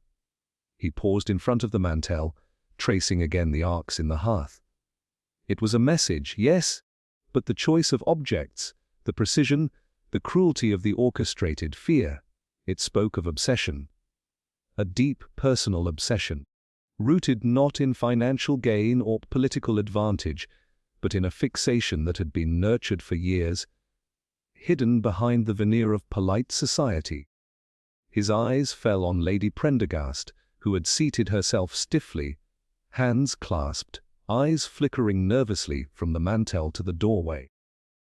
Her reaction was subtle but unmistakable, a slight flinch, a tightening around the eyes, a hand brushing absent-mindedly over her necklace. Wimsey noted the detail, then allowed his gaze to sweep the room again, landing finally on Colonel Willoughby. The colonel's stiff posture and clenched jaw betrayed a different sort of tension, one of pride wounded, and perhaps fear of exposure. But it was the woman's quiet, almost imperceptible tremor that drew his attention. "Lady Prendergast," Wimsey said softly, approaching her. "We have been through a great deal, but the time has come for honesty. You have watched the manipulations unfold with some interest. Your reactions, however subtle, speak volumes. Pray tell, did you know more of Sir Julian's past than you have admitted?" She drew in a shallow breath, lips pressed tight. I knew only fragments. Sir Julian was a family friend, yes, but I could not have imagined the danger, the malice it carried." Her voice faltered. Wimsey inclined his head. "And yet you were careful, attentive, present during the moments that most of us dismissed.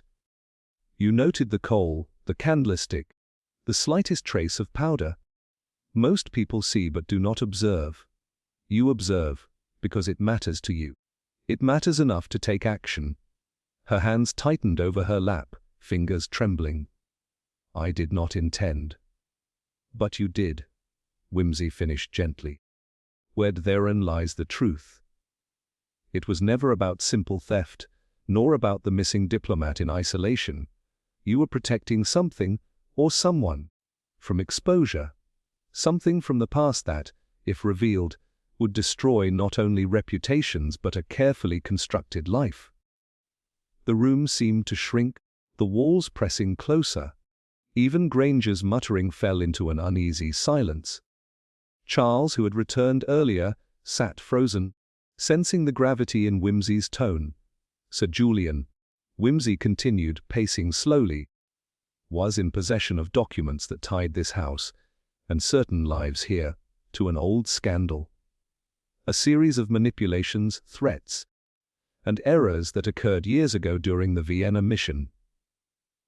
The threat was not of money lost, nor rank diminished, but of exposure of truths deeply personal. And those truths, they concerned you, Lady Prendergast. Her face turned ashen. You mean the letters, the mission?" "Yes," Wimsey said, voice soft but precise. "You were more than a bystander. You had stakes involved, stakes so deeply personal that the risk of public discovery was intolerable. It was not simply that Sir Julian knew the truth. It was that he intended subtly to reveal it. And you, desperate to control the outcome, intervened." Lady Prendergast's hands clutched the arms of her chair. I only wanted to protect them and myself. I did not anticipate not this." Her voice broke, almost inaudible. "Your actions," Wimsey said, "have been measured, clever, and cruelly precise.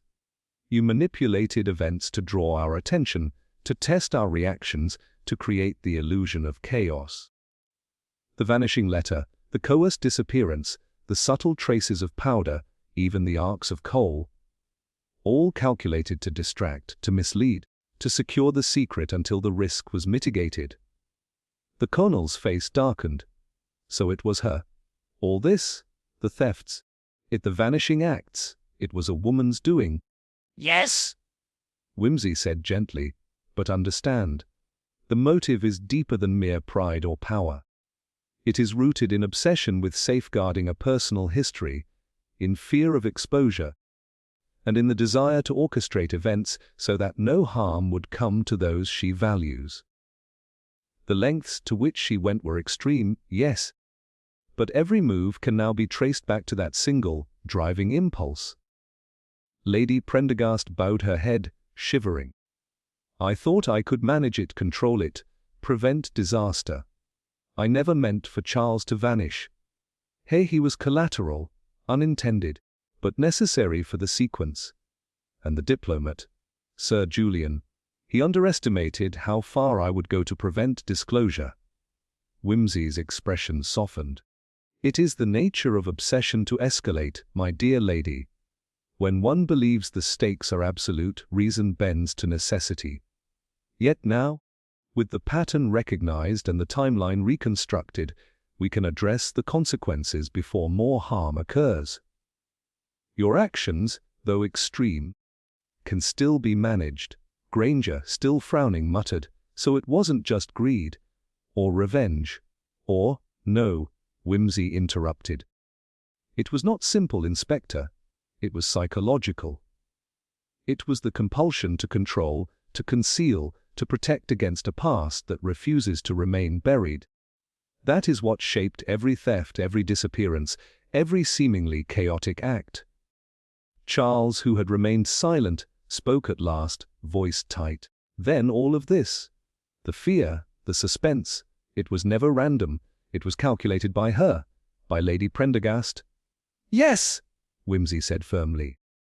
Calculated to hide a truth no one else fully understood. That is why the methods were so unorthodox, so elaborate, so frightening. The criminal mind here is not motivated by material gain or petty spite. It is motivated by preservation of a deeply personal secret. Lady Prendergast's lips quivered. And now it is revealed, nothing more to conceal, nothing more to hide. Can I make amends? Can this be contained before more damage? Whimsy nodded slowly. Yes, the pattern has been understood, the motive clarified, and the sequence anticipated. With careful management we can prevent further harm. The truth is no longer a threat, the secret exposed loses the power to command fear. The room exhaled collectively, tension easing, though still tinged with shock and disbelief. The revelation of motive, the hidden, obsessive compulsion that had driven theft, manipulation, and vanishing, transformed the chaotic events into something comprehensible. The villain was no longer a shadowy figure several steps ahead, but a human being, driven by fear and obsession, whose extraordinary cleverness had nearly undone them all. Whimsy stood in the center of the room, eyes bright, his voice calm yet commanding. Now we know why, we know how, and we know who. And with that knowledge we can act. The danger is not yet past, but the path is clear. The hidden motive has been revealed, and with it, the last pieces fall into place. And in that still, sunlit room, amidst the gathered witnesses, the fog of uncertainty lifted for the first time, leaving only the intricate web of human obsession and the promise of resolution. The evening air had taken on a stillness that made every tick of the grandfather clock in the hall feel like a drumbeat marking the approach of inevitability. Whimsy moved quietly through the rooms, Bunter at his side, eyes sharp, observing every shadow, every flicker of candlelight. The guests were gathered in the drawing-room, their faces pale, uncertain, some with the faint tremor of lingering fear. Granger hovered near the door, the constables stiff and uneasy, while Lady Ashcombe and Charles sat close together, still processing the revelations of the day. Whimsy's mind, however, was focused elsewhere. The pattern was clear, the hidden motive revealed, and now only one task remained: to confront the architect of the chaos before another misstep could lead to irreparable harm. Every subtle signal from the earlier disturbances, the arcs of coal, the smudges of powder, the placement of objects, the vanished letters, the orchestrated disappearances, had led to this moment. He knew precisely how the final act would unfold. "Everyone," he said, his voice calm yet carrying an authority that silenced murmurs.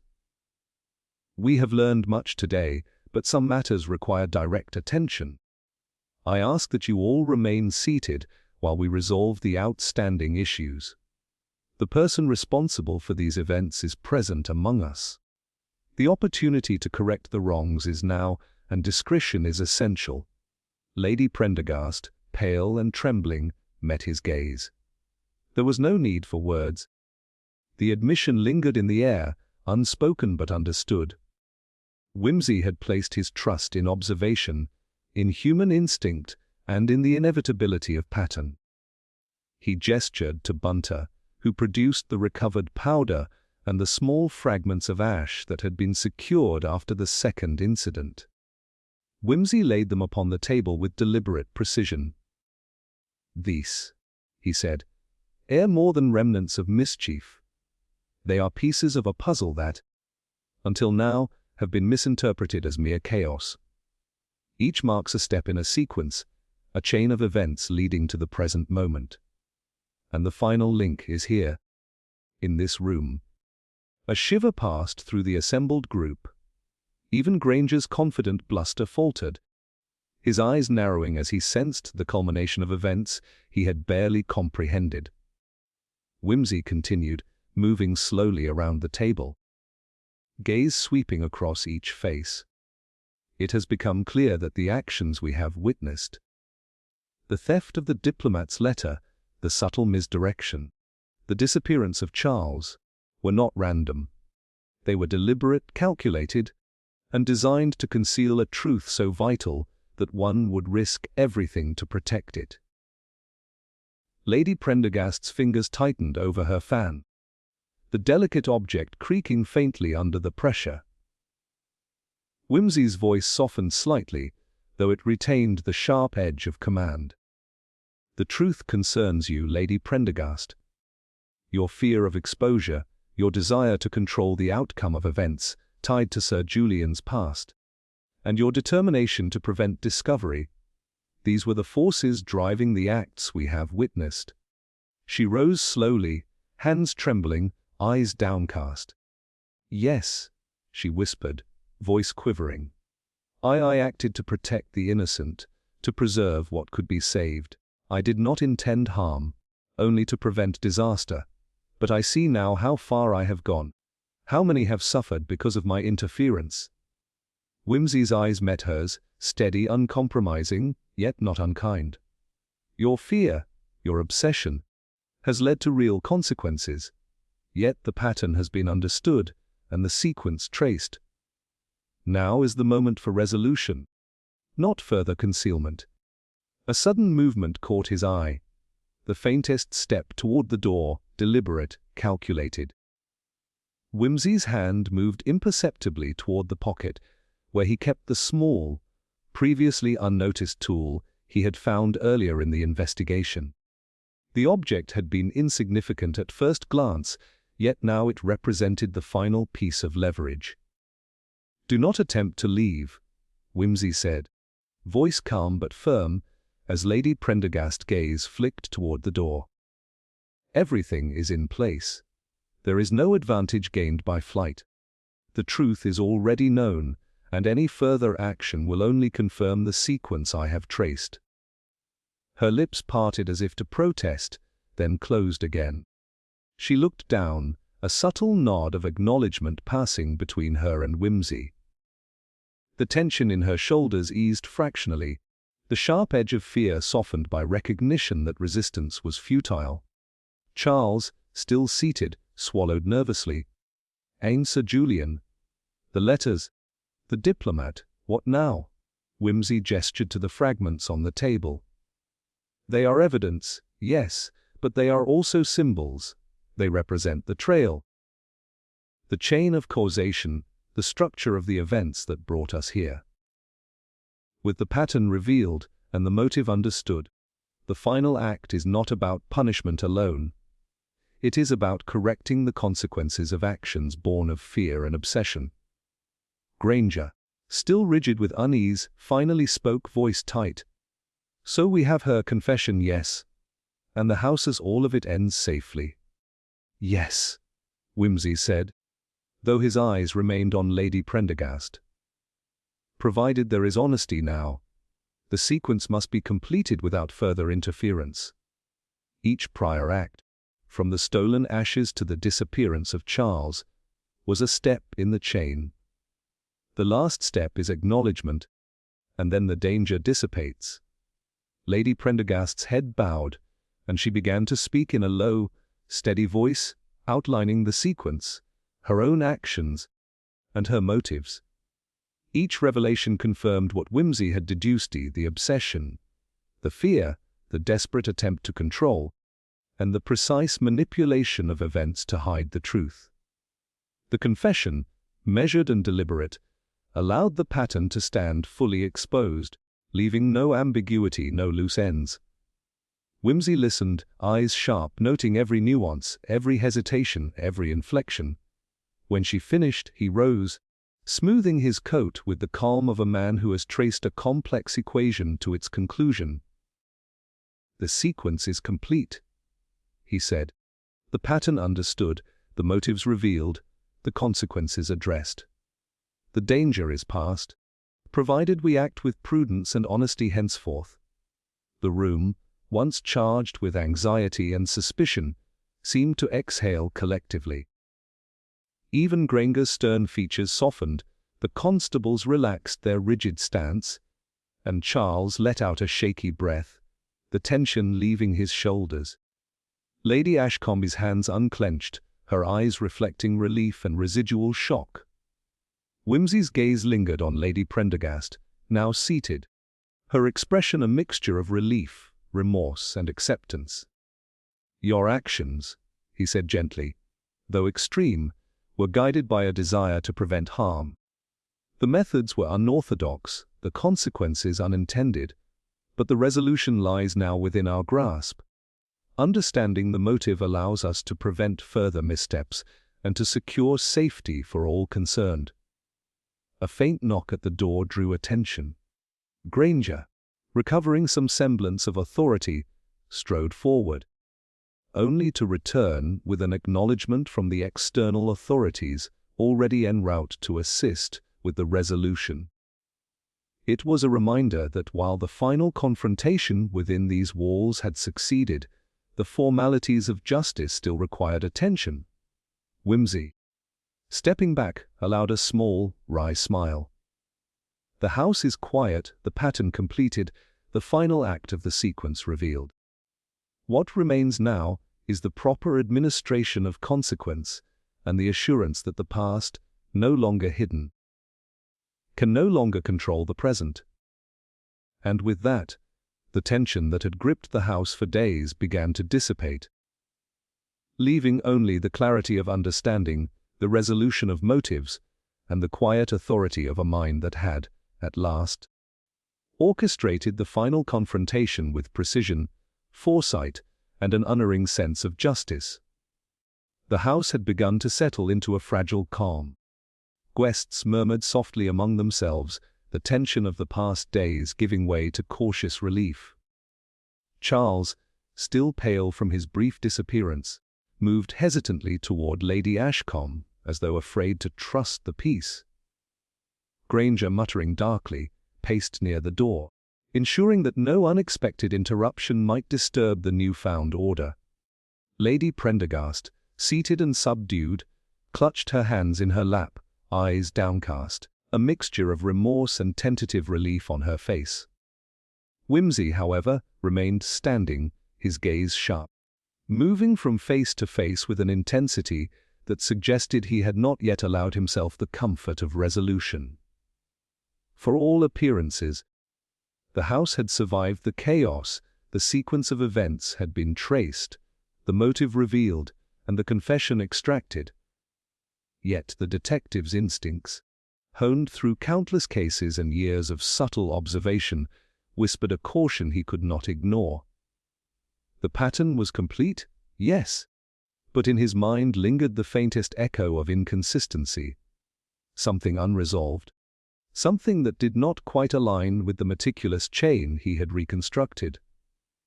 He moved slowly toward the mantel, eyes sweeping over the objects that had served as markers in the criminal's orchestrated sequence.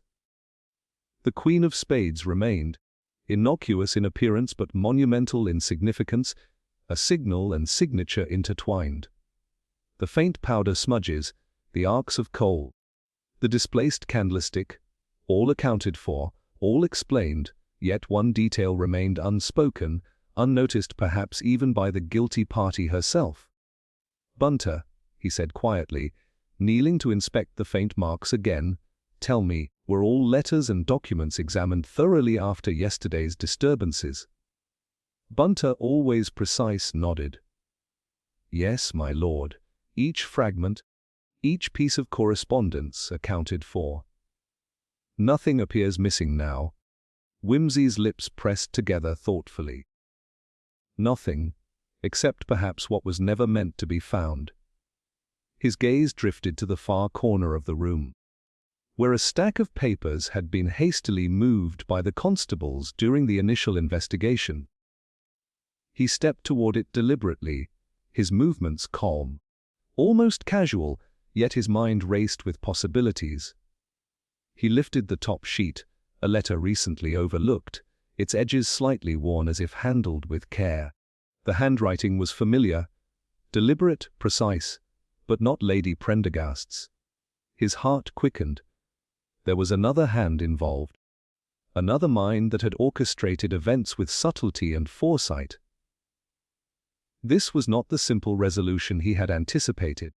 "Lord Peter?" Lady Ashcombe's voice trembled. "Is there something else?" Whimsy held the letter delicately, as though it were a fragile clue rather than a weapon. "Indeed," he said, voice measured, though excitement flickered behind his eyes. "It seems we have overlooked a final element, a hidden layer. The true mastermind may not be the one who confessed, though her actions have been real, motivated, and understandable. There is another hand, one that has guided the sequence from the shadows, one whose motives and presence we have not yet accounted for." A stunned silence fell. Lady Prendergast's hands tightened in her lap, a faint color draining from her cheeks. Another person," she whispered. "Yes," Whimsy said softly. "And the cleverness of this individual is such that they have manipulated events, even the confession, to appear secondary. All our focus was drawn toward the fear, the obsessive protection of secrets. But in truth, there is a guiding intelligence behind the veil, a mind capable of orchestrating chaos while remaining entirely concealed." Granger's muttering rose to a sharp question. Who could have done this? Are we to believe the whole thing was staged?" "Staged, yes, but not without danger," Whimsy replied. "Observe carefully. Consider the timing of the disturbances. The powder traces, the arcs, the vanished letters, all point to a subtle hand that orchestrated Lady Prendergast's actions, nudging them, ensuring misdirection, testing observers. And now we see the final piece of the pattern in this overlooked letter." He held it for the room to see. The content was innocuous at first glance. An account of a meeting, an apology, almost mundane. But embedded within the phrasing were indications of planning, careful misdirection, and references known only to someone intimately aware of the house, its inhabitants, and the sequence of events thus far. Notice, Whimsy said, voice low and deliberate, the references to dates and times. The letter was written not for Lady Prendergast, nor for the diplomats, nor even for Charles, but for an unseen observer. Its purpose was to guide, to confirm, to manipulate the flow of events to suit the author's ends. And given the precision, it is clear this person has been several steps ahead all along, using others as instruments in a much larger design. Lady Ashcombe's hand flew to her mouth. Then all this time, we have been pawns. In a sense, Whimsy admitted, but pawns capable of observation, capable of learning, capable of correction. And that is why we are still in the game, still able to influence the outcome. The final revelation, the last twist, is that the sequence is not yet closed. That the real orchestrator remains among us, concealed in plain sight, and that our final challenge is to recognize and confront them before the pattern completes with irreversible consequences. Charles, pale and unsettled, whispered, "You mean the danger is not over? We thought it was finished." "Appearances can be deceiving," Whimsy said, inclining his head. "The confession was genuine, but the manipulation behind it is still operative. And the person behind that manipulation, whoever they are, has been relying upon our assumptions, our desire for resolution, to shield themselves. They have calculated that our attention would be drawn to Lady Prendergast, that the focus would settle there, and that we would miss the subtle cues of their own involvement." The room went still once more, the weight of realization pressing on every occupant. Even Granger ceased pacing, his expression a mixture of awe and exasperation. Lady Prendergast, pale and trembling, looked to Whimsy with a fragile trust, as if seeking reassurance in his clarity of mind. Whimsy held up the letter again. "And now," he said, voice firm and commanding, "we must consider who had the knowledge, the patience, and the cunning to orchestrate this entire sequence while remaining undetected. The letter, its timing, its phrasing, the patterns it reinforces, all point to a mind not only brilliant, but intimately familiar with human behavior, with observation, and with the structure of our own investigative tendencies." A faint shift at the far end of the room drew his attention. A shadow, subtle but deliberate, moved near the doorway. Whimsy's eyes narrowed. "There," he said quietly, almost to himself. "The final piece of the puzzle. The presence that has been hidden in plain sight. And now the test. One last moment to see whether reason, observation, and deduction can outpace cunning, or whether we are to be misled to the very end." The assembled group froze as Whimsy's gaze locked on the figure, a subtle tension radiating through the room. Every prior event, every trace, every misdirection had led to this singular instant. And now, the ultimate challenge remained to confront the true mastermind, to unravel the final thread of deception, and to ensure that the carefully orchestrated pattern could not conclude with disaster. Whimsy's lips curved slightly in a wry, almost imperceptible smile. The game was not yet over. The final twist had emerged, and his genius, the clarity of observation, the patience of deduction, the capacity to anticipate the unseen, would be tested one last time. The house, the guests, the shadows of past and present all awaited the revelation that would finally, definitively, close the chapter on this web of intrigue. The room had descended into a heavy silence, the kind that precedes revelation, where every footstep, every whisper, seems magnified in the still air. Whimsy's eyes, sharp and unyielding, fixed upon the figure near the doorway. At first glance, the person seemed merely another guest, yet in their stance, in the slight tension of their shoulders, and in the flicker of awareness in their eyes, Whimsy recognized the culmination of a sequence that had been invisible to all but him. "Step forward," he said quietly. Yet the command carried a weight that brooked no argument. The figure complied, and the lamplight fell across a familiar face, one no one had suspected. Sir Julian's assistant, the unassuming Mr. Fairclough. His presence had seemed irrelevant, incidental, a man quietly observing the household with polite attention. Yet now, in the clarity of the moment, his subtle manipulations, the carefully planted notes, the misaligned objects, the feigned forgetfulness, revealed their purpose. A collective gasp passed through the room. Lady Prendergast's hands flew to her mouth, Charles's eyes widened in disbelief, and Granger's jaw tightened so sharply that one could almost hear the grinding of his teeth. Even the constables straightened instinctively, sensing the final act was unfolding before them. Whimsy moved with deliberate calm, circling the room so his gaze met each person in turn. His voice measured yet infused with authority. "Mr. Fairclough, you have hidden in plain sight, manipulating events, using others to carry your designs, relying upon fear and obsession to obscure your hand. You orchestrated the sequence, not merely for gain or vengeance, but to test the limits of observation and influence, to ensure the secret of the Vienna mission remained obscured while you guided outcomes to suit your own ends." Fairclough's lips twitched in what might have been a smile, though it held no warmth. "You are clever, Lord Peter," he said smoothly. "Perhaps too clever. But cleverness does not change the inevitability of what has been set in motion." Whimsy's eyes narrowed, detecting the faint hesitation beneath the carefully controlled words, the almost imperceptible twitch in the fingers that betrayed nervous anticipation. "I do not doubt the care with which you plotted, but the sequence has flaws, small, subtle, easily overlooked by all but the most attentive.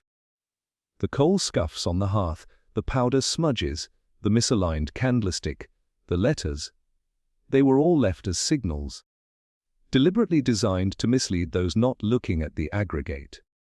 Yet each carried the signature of intention, and I have read it."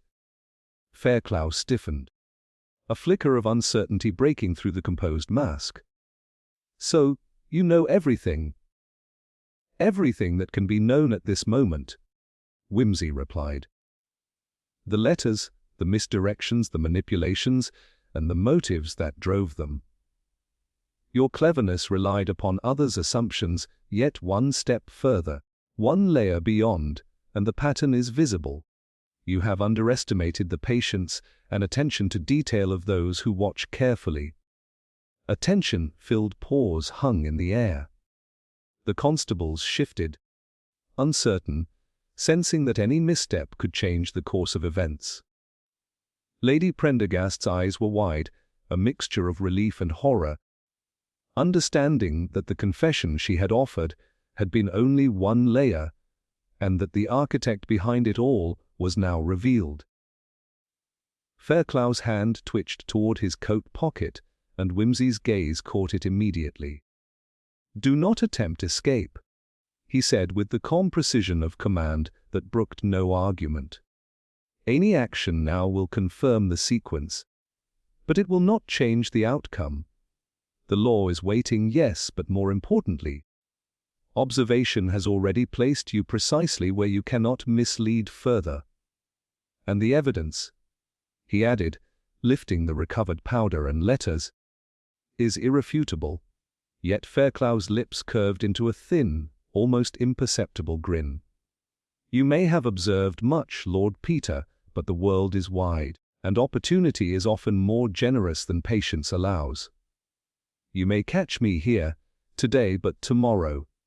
Before anyone could react, he made a sudden movement, darting toward the doorway, relying upon a small side corridor that led beyond the main house. Whimsy, though momentarily startled, was already in motion, calculating the trajectory, the timing, the chances of interception. Bunter moved instinctively, positioning himself to block the exit. Yet Fairclough was swift, slipping past the first obstruction. The constables, shouting, gave chase, but Wimsey held his position, eyes narrowing thoughtfully as the last figure disappeared down the corridor. A sigh of tension passed through the room. Lady Prendergast sank into her chair, shaken, while Charles muttered, "Hey, he's gone." Just like that. Wimsey straightened, calm yet alert, the faintest smile tugging at the corner of his mouth. "Yes," he said softly, almost to himself. "Gone. But not unobserved, not untraceable. The evidence remains, the patterns remain, and the knowledge of his methods remains. Justice, though delayed, is still possible. And even in escape, the brilliance of the design, the hidden clues, the misdirections, the psychological tests, has left a record we can follow." Lady Ashcombe, still seated, looked up in tentative wonder. Saw justice or? Wimsey's eyes swept the room, capturing the faces of all present. Justice, in the sense that the truth is known and the motives laid bare. The villain may escape immediate capture, but the pattern is now documented. The signals, the arcs, the powder, the letters, the misalignments, each a breadcrumb of observation, allow for anticipation of future moves. He has left traces behind, even in flight. It is only a matter of attention, analysis, and persistence before final reckoning can occur. Bunter, ever precise, inclined his head. "So, my lord, the case is technically open, yet the design has been understood, and any future action is predictable." "Precisely," Wimsey said. "The genius of observation lies not merely in reaction but in anticipation. We have now mapped the methods, motives, and manipulations. Every previous misdirection, every carefully orchestrated distraction, has been accounted for. And while the immediate danger has passed, the intellectual victory belongs to those who observed fully, who traced patterns, who discerned intention where others saw only chaos." Lady Prendergast let out a shaky breath. "Then, though he escaped, there is some measure of justice." "Yes," Wimsey said gently. "Justice, in understanding, in prevention, in the unraveling of deception. The villain's escape is not triumph, it is merely another challenge for reason and observation. The pattern he left will guide us to him, and the law, in time, will complete what mere opportunity allowed him to defer." A faint creak in the corner drew his attention once more. Even in absence, Fairclough's influence lingered. The subtle shadows, the unseen impressions, the careful arrangements that had guided the sequence to this point. Wimsey's gaze lingered, contemplative. "Notice, my friends, that the overlooked letter, the faint traces, the misalignments, these were the keys that allowed the sequence to be read. Each subtlety was a clue to his presence, his motives, his methods. We were led to believe the case concluded with Lady Prendergast's confession, yet in truth, the game extended further. Observation, deduction, and attention have once again proven decisive."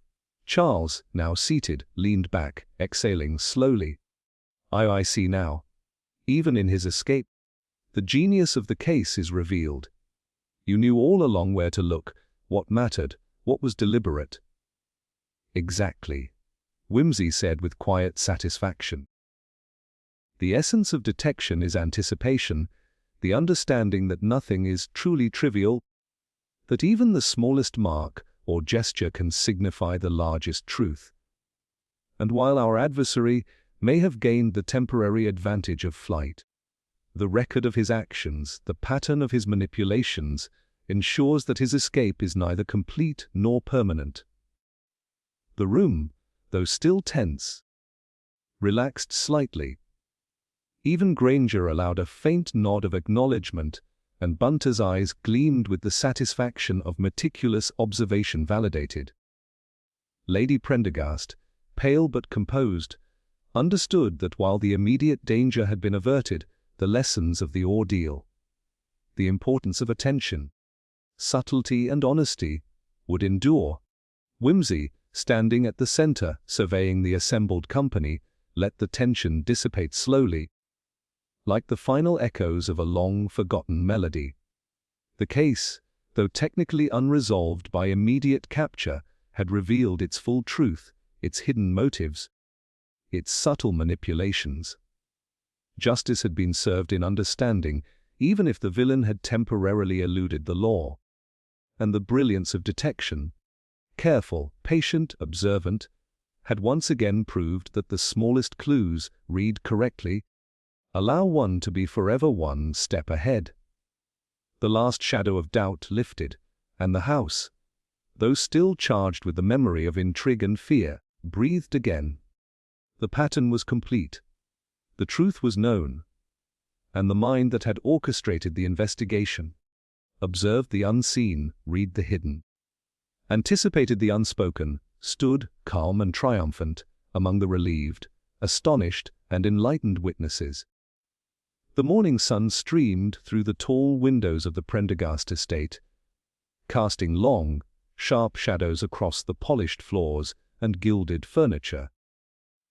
The household, though quiet, moved with the careful deliberation of those still shaken by the revelations of the previous evening.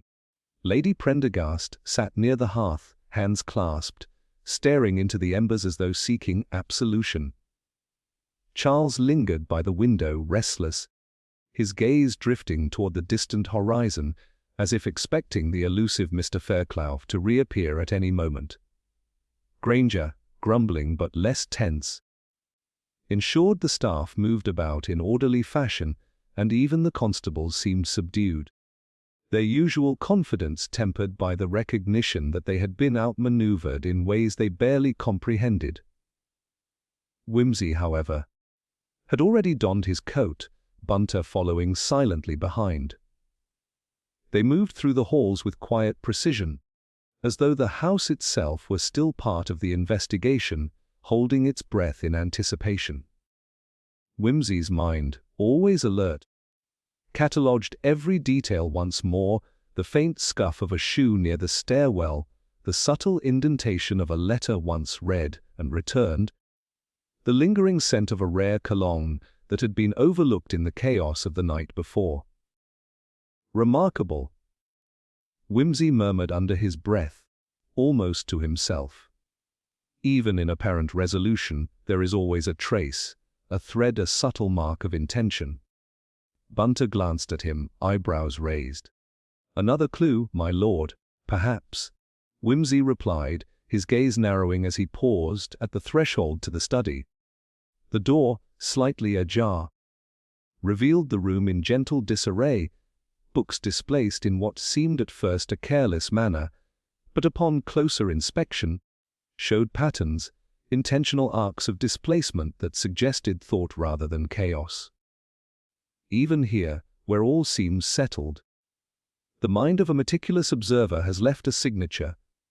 Someone, perhaps even the elusive Fairclough, has returned briefly, unseen, to leave a message, or perhaps it is merely a remnant, an echo of prior manipulations. Bunter followed his gaze. I confess, my lord, it would take a careful eye to discern anything meaningful here. Whimsy's lips curved in a faint, almost imperceptible smile. Precisely, Bunter. It is not merely the obvious that matters, but the subtle, the hidden, the easily dismissed. That is the art of observation and the skill of deduction. We have traced the sequence of events, uncovered motives, and revealed the hand behind manipulation. And yet, the faintest irregularity remains, whispering of possibility beyond the immediate resolution. He moved to a corner of the room, near the window where a small bundle of papers had been left unnoticed. Picking them up, he examined them carefully. The papers were marked with a symbol, barely perceptible, an emblem that suggested allegiance, or perhaps merely a personal signature. It was cryptic, yet familiar enough to hint at further entanglements. "I," he said softly, his voice carrying a note of intrigue. "The hand may be gone, but the mind remains. A signature of thought, a trace of planning, a puzzle yet incomplete." Lady Ashcombe, having quietly approached, leaned in. "Do you mean there may be another mystery?" "Not another in the sense of immediate danger," Whimsy replied, folding the papers carefully, "but in the sense that all resolutions are temporary, all secrets ephemeral. The sequence of events has concluded for now, yet life, as ever, leaves traces that invite further observation. There is always a next step, always a question that remains unanswered. The clever, the patient, the manipulative, these minds rarely vanish without leaving a whisper, a shadow, a hint of what may come." Charles, frowning, asked, "So we're safe for now?" "There's no immediate threat," Whimsy considered, eyes distant yet focused. "For now, yes. The immediate danger has been mitigated, the motives and actions exposed. Lady Prendergast's confession, combined with the patterns we have traced, have neutralized the immediate risks. But notice the emblem on these papers, the subtle displacements of books, the timing of recent events. These suggest that another layer exists, one not fully revealed. The question is not whether danger exists, but when and how it will manifest, and if it does, it will likely require the very skills we have employed to resolve this series of events." Lady Prendergast, pale but steadied, whispered, "So even though the villain escaped, the story is not fully over." "Indeed," Whimsy said. "We have seen the hand, traced the sequence, and discerned the motives. Yet even in absence there is always a residual influence. Patterns left in ink, in coal smudges, in the faintest impressions, they persist, and with that persistence comes possibility. Possibility of revelation, of action. Or perhaps of another sequence designed to test our vigilance." He stepped toward the door, the morning light glinting off his coat buttons. The household followed with quiet attention, sensing that though the confrontation had passed, the lessons lingered. The cleverness of observation, the patience of deduction, the necessity of attention to the smallest detail, all had been tested and proven essential. And yet, even in triumph, there was recognition that no puzzle is ever truly complete. Bunter walked beside him, carrying the carefully folded papers. "A lingering question." "My lord?" "Precisely," Whimsy said, opening the door to the brisk morning air. "Every resolution leaves a trace, and every trace hints at another question. We have brought order to chaos here, yes, but the universe has a way of leaving breadcrumbs for those willing to follow. Today, the immediate threat has ended, but tomorrow, there may be another puzzle, another mind at work, another sequence awaiting discovery." As they stepped out into the sunlit grounds, the estate behind them seemed calm. Yet the shadows cast by the morning light were long and shifting, as if the house itself still held secrets and whispers. Whimsy paused, eyes narrowing slightly, studying a distant tree line. The wind carried a faint, almost imperceptible sound. A rustle, a signal, a whisper of intent. "Observe carefully," he said softly, more to himself than to Bunter. "Even when a case is closed, the world continues to leave hints. One must only be willing to see them." Bunter nodded, understanding the subtle gravity of his words. The detective's steps were calm, deliberate. Yet each carried the weight of awareness that vigilance is eternal. The case of the vanished diplomat had been resolved in its immediate form. The hidden motives uncovered, the manipulations traced, but the lingering questions, the subtle signals of unseen minds, ensured that the story was never truly over. Whimsy looked back once at the house, sunlight glinting off the windows, shadows shifting in quiet rhythms, and allowed a faint, wry smile. "A mystery never ends, Bunter," he murmured. It only waits for the eyes that are willing to notice. And with that, they walked on, leaving behind a house where justice had been partially served, where the villain had escaped, and where the faintest whisper of new intrigue promised that the dance of observation, deduction, and human complexity would continue, ever compelling, ever elusive, and never truly complete.